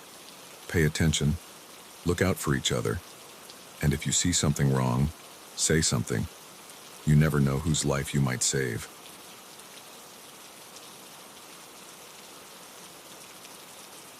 The crumbling facade of Ravenswood Asylum loomed before me, its broken windows staring down like hollow eyes. I'd come here looking for thrills, for that perfect creepy photo to boost my urban exploration blog. Instead, I found myself trapped in a waking nightmare, hunted through decaying corridors by those who should have been long gone. Sometimes, the dead don't rest easy, and the insane never truly leave. My name's Maya, and I've always been drawn to abandoned places. There's something hauntingly beautiful about a building left to decay, nature slowly reclaiming what man has discarded. I run a fairly popular blog showcasing my urban exploration adventures, and when I heard about Ravenswood, I knew it would be my masterpiece. The asylum had been abandoned for decades, shut down after a series of scandals involving patient abuse and unethical experiments. Local legends spoke of hauntings, of screams echoing through the empty halls at night. I didn't believe in ghosts, but I believed in the power of a good story. I arrived just before sunset, my camera bag heavy on my shoulder. The fence surrounding the property was rusted and bent, easy enough to slip through. As I approached the main building, a chill ran down my spine that had nothing to do with the cool evening air. The front door hung off its hinges, creaking ominously in the breeze. I flicked on my flashlight and stepped inside. The beam cut through the gloom, revealing peeling wallpaper and debris-strewn floors. The air was thick with dust and the musty smell of decay. I moved deeper into the building, my camera clicking away. Every shadow, every broken piece of furniture told a story. I imagined the lives that had been lived and lost within these walls. It was as I was setting up a shot in what must have been a patient's room that I first heard it. A shuffling sound, coming from the corridor outside. I froze, listening intently. It could have been the building settling, I told myself, or maybe an animal that had found its way inside. But then I heard something else. A voice, faint and distant, calling out, "Hello? Is someone there? Please, I need help." My heart started racing. Had another urban explorer gotten hurt, or was this some kind of trap? Against my better judgment, I moved towards the sound. "Hello?" I called out. "Where are you?" The voice came again, closer this time. "Here, I'm here. Please, help me." I rounded a corner and my flashlight beam fell on a figure huddled against the wall. It was a young woman, dressed in what looked like an old-fashioned hospital gown. She squinted in the sudden light, raising a hand to shield her eyes. "Oh, thank God," she said. "I thought no one would ever come." Something felt off. Her clothes, her manner of speaking. It was all wrong. But she looked so scared, so vulnerable. "Are you hurt?" I asked, taking a step closer. "How did you get here?" She stood up slowly, keeping her eyes down. "They brought me here," she said softly. "The doctors, they said they were going to make me better." A chill ran through me as the implications of her words sank in. This wasn't possible. The asylum had been closed for years. Unless... I raised my camera, snapping a quick picture. The flash illuminated the corridor for a split second, and what I saw in that moment of clarity made my blood run cold. The woman was transparent. I could see the wall behind her through her body. I stumbled backward, my heart pounding. "What are you?" I gasped. Her head snapped up, and I saw her eyes were completely black. A terrible smile spread across her face, revealing rows of sharp teeth. "We're the ones they left behind," she said, her voice suddenly deep and inhuman. "And now you're going to join us." I ran. I didn't think, didn't plan, just turned and fled back the way I'd come. Behind me, I could hear her laughing, the sound echoing off the walls. As I raced through the corridors, more voices joined hers. Whispers and screams seemed to come from everywhere at once. Shadows moved at the edge of my vision, figures darting just out of sight. I burst into what must have been the main hall, a vast space with a grand staircase leading to upper floors, and there, blocking my path to the exit, stood a group of people. Some wore patient gowns, others the uniforms of orderlies and nurses. All of them had the same black eyes, the same terrible smiles. "Welcome home," one of them said, a tall man in a doctor's coat. "We've been waiting for you." I backed away, my eyes darting around for another escape route. "This isn't real," I said, more to myself than to them. "You're not real." The doctor laughed. A chilling sound. "Oh, we're very real, my dear, more real than you can imagine. We've been trapped here for so long, waiting for someone like you, someone to set us free." They began to advance, their movements jerky and unnatural. I turned and ran for the stairs, taking them two at a time. I could hear them behind me, their footsteps thundering on the old wood. The upper floors were a maze of corridors and rooms. I ran blindly, no longer sure which way was out. Every turn brought me face to face with more of them. Patients with vacant eyes, nurses with bloody uniforms, doctors wielding rusted scalpels. I found myself in what must have been a treatment room. Old electroshock machines stood silent witness to past horrors. The only way out was a small window, barely big enough for a person to fit through. As I struggled to open the rusted latch, the door burst open behind me. The spirits poured in, their cold hands reaching for me. With a final desperate shove, the window gave way. I didn't hesitate. I dove through the opening, feeling the old glass scrape against my skin. For a heart-stopping moment, I was falling. Then I hit the overgrown shrubbery below, the impact knocking the wind out of me. Ignoring the pain, I scrambled to my feet and ran. I didn't stop until I reached the fence, practically diving through the gap I'd used to enter. Only when I was back in my car, doors locked and engine running, did I allow myself to breathe.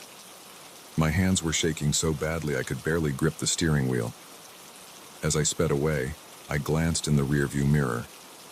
Ravenswood Asylum stood silhouetted against the night sky, and there, in one of the upper windows, I saw a figure watching me leave. Even from this distance, I could see its eyes gleaming in the darkness. I didn't stop driving until I was back in the city, surrounded by the comforting sounds of traffic and normal, living people. It wasn't until I got home that I remembered my camera. With trembling hands, I downloaded the photos. Most were what I expected, creepy shots of abandoned rooms and corridors. But then I came to the one I'd taken of the ghost woman. My breath caught in my throat. There she was, as solid as you or me. But her eyes were completely black, just as I'd seen them. And behind her, reflected in a broken mirror, were faces. Dozens of faces, all with the same black eyes and terrible smiles. I deleted the photos, all of them. Then I threw my camera away for good measure. My urban exploration days were over. I still have nightmares about Ravenswood, about black eyes and reaching hands and the feeling of being trapped in endless, decaying corridors. Sometimes, when I'm alone at night, I think I can hear whispers, can see shadows moving just at the edge of my vision. I never wrote about Ravenswood on my blog, never told anyone what really happened that night. Who would believe me? But I know the truth. I know that sometimes the dead don't rest easy, that there are places in this world where the veil between life and death is thin, where the insane and the tortured linger long after their bodies have turned to dust. And I know that Ravenswood is waiting for the next curious explorer, the next thrill seeker looking for a good scare, waiting to welcome them home, just as it had welcomed me. So if you're ever driving down a lonely road and see a crumbling old building in the distance, think twice before exploring, because you never know what might be exploring you right back. And once you enter places like Ravenswood, you might find that you never truly leave.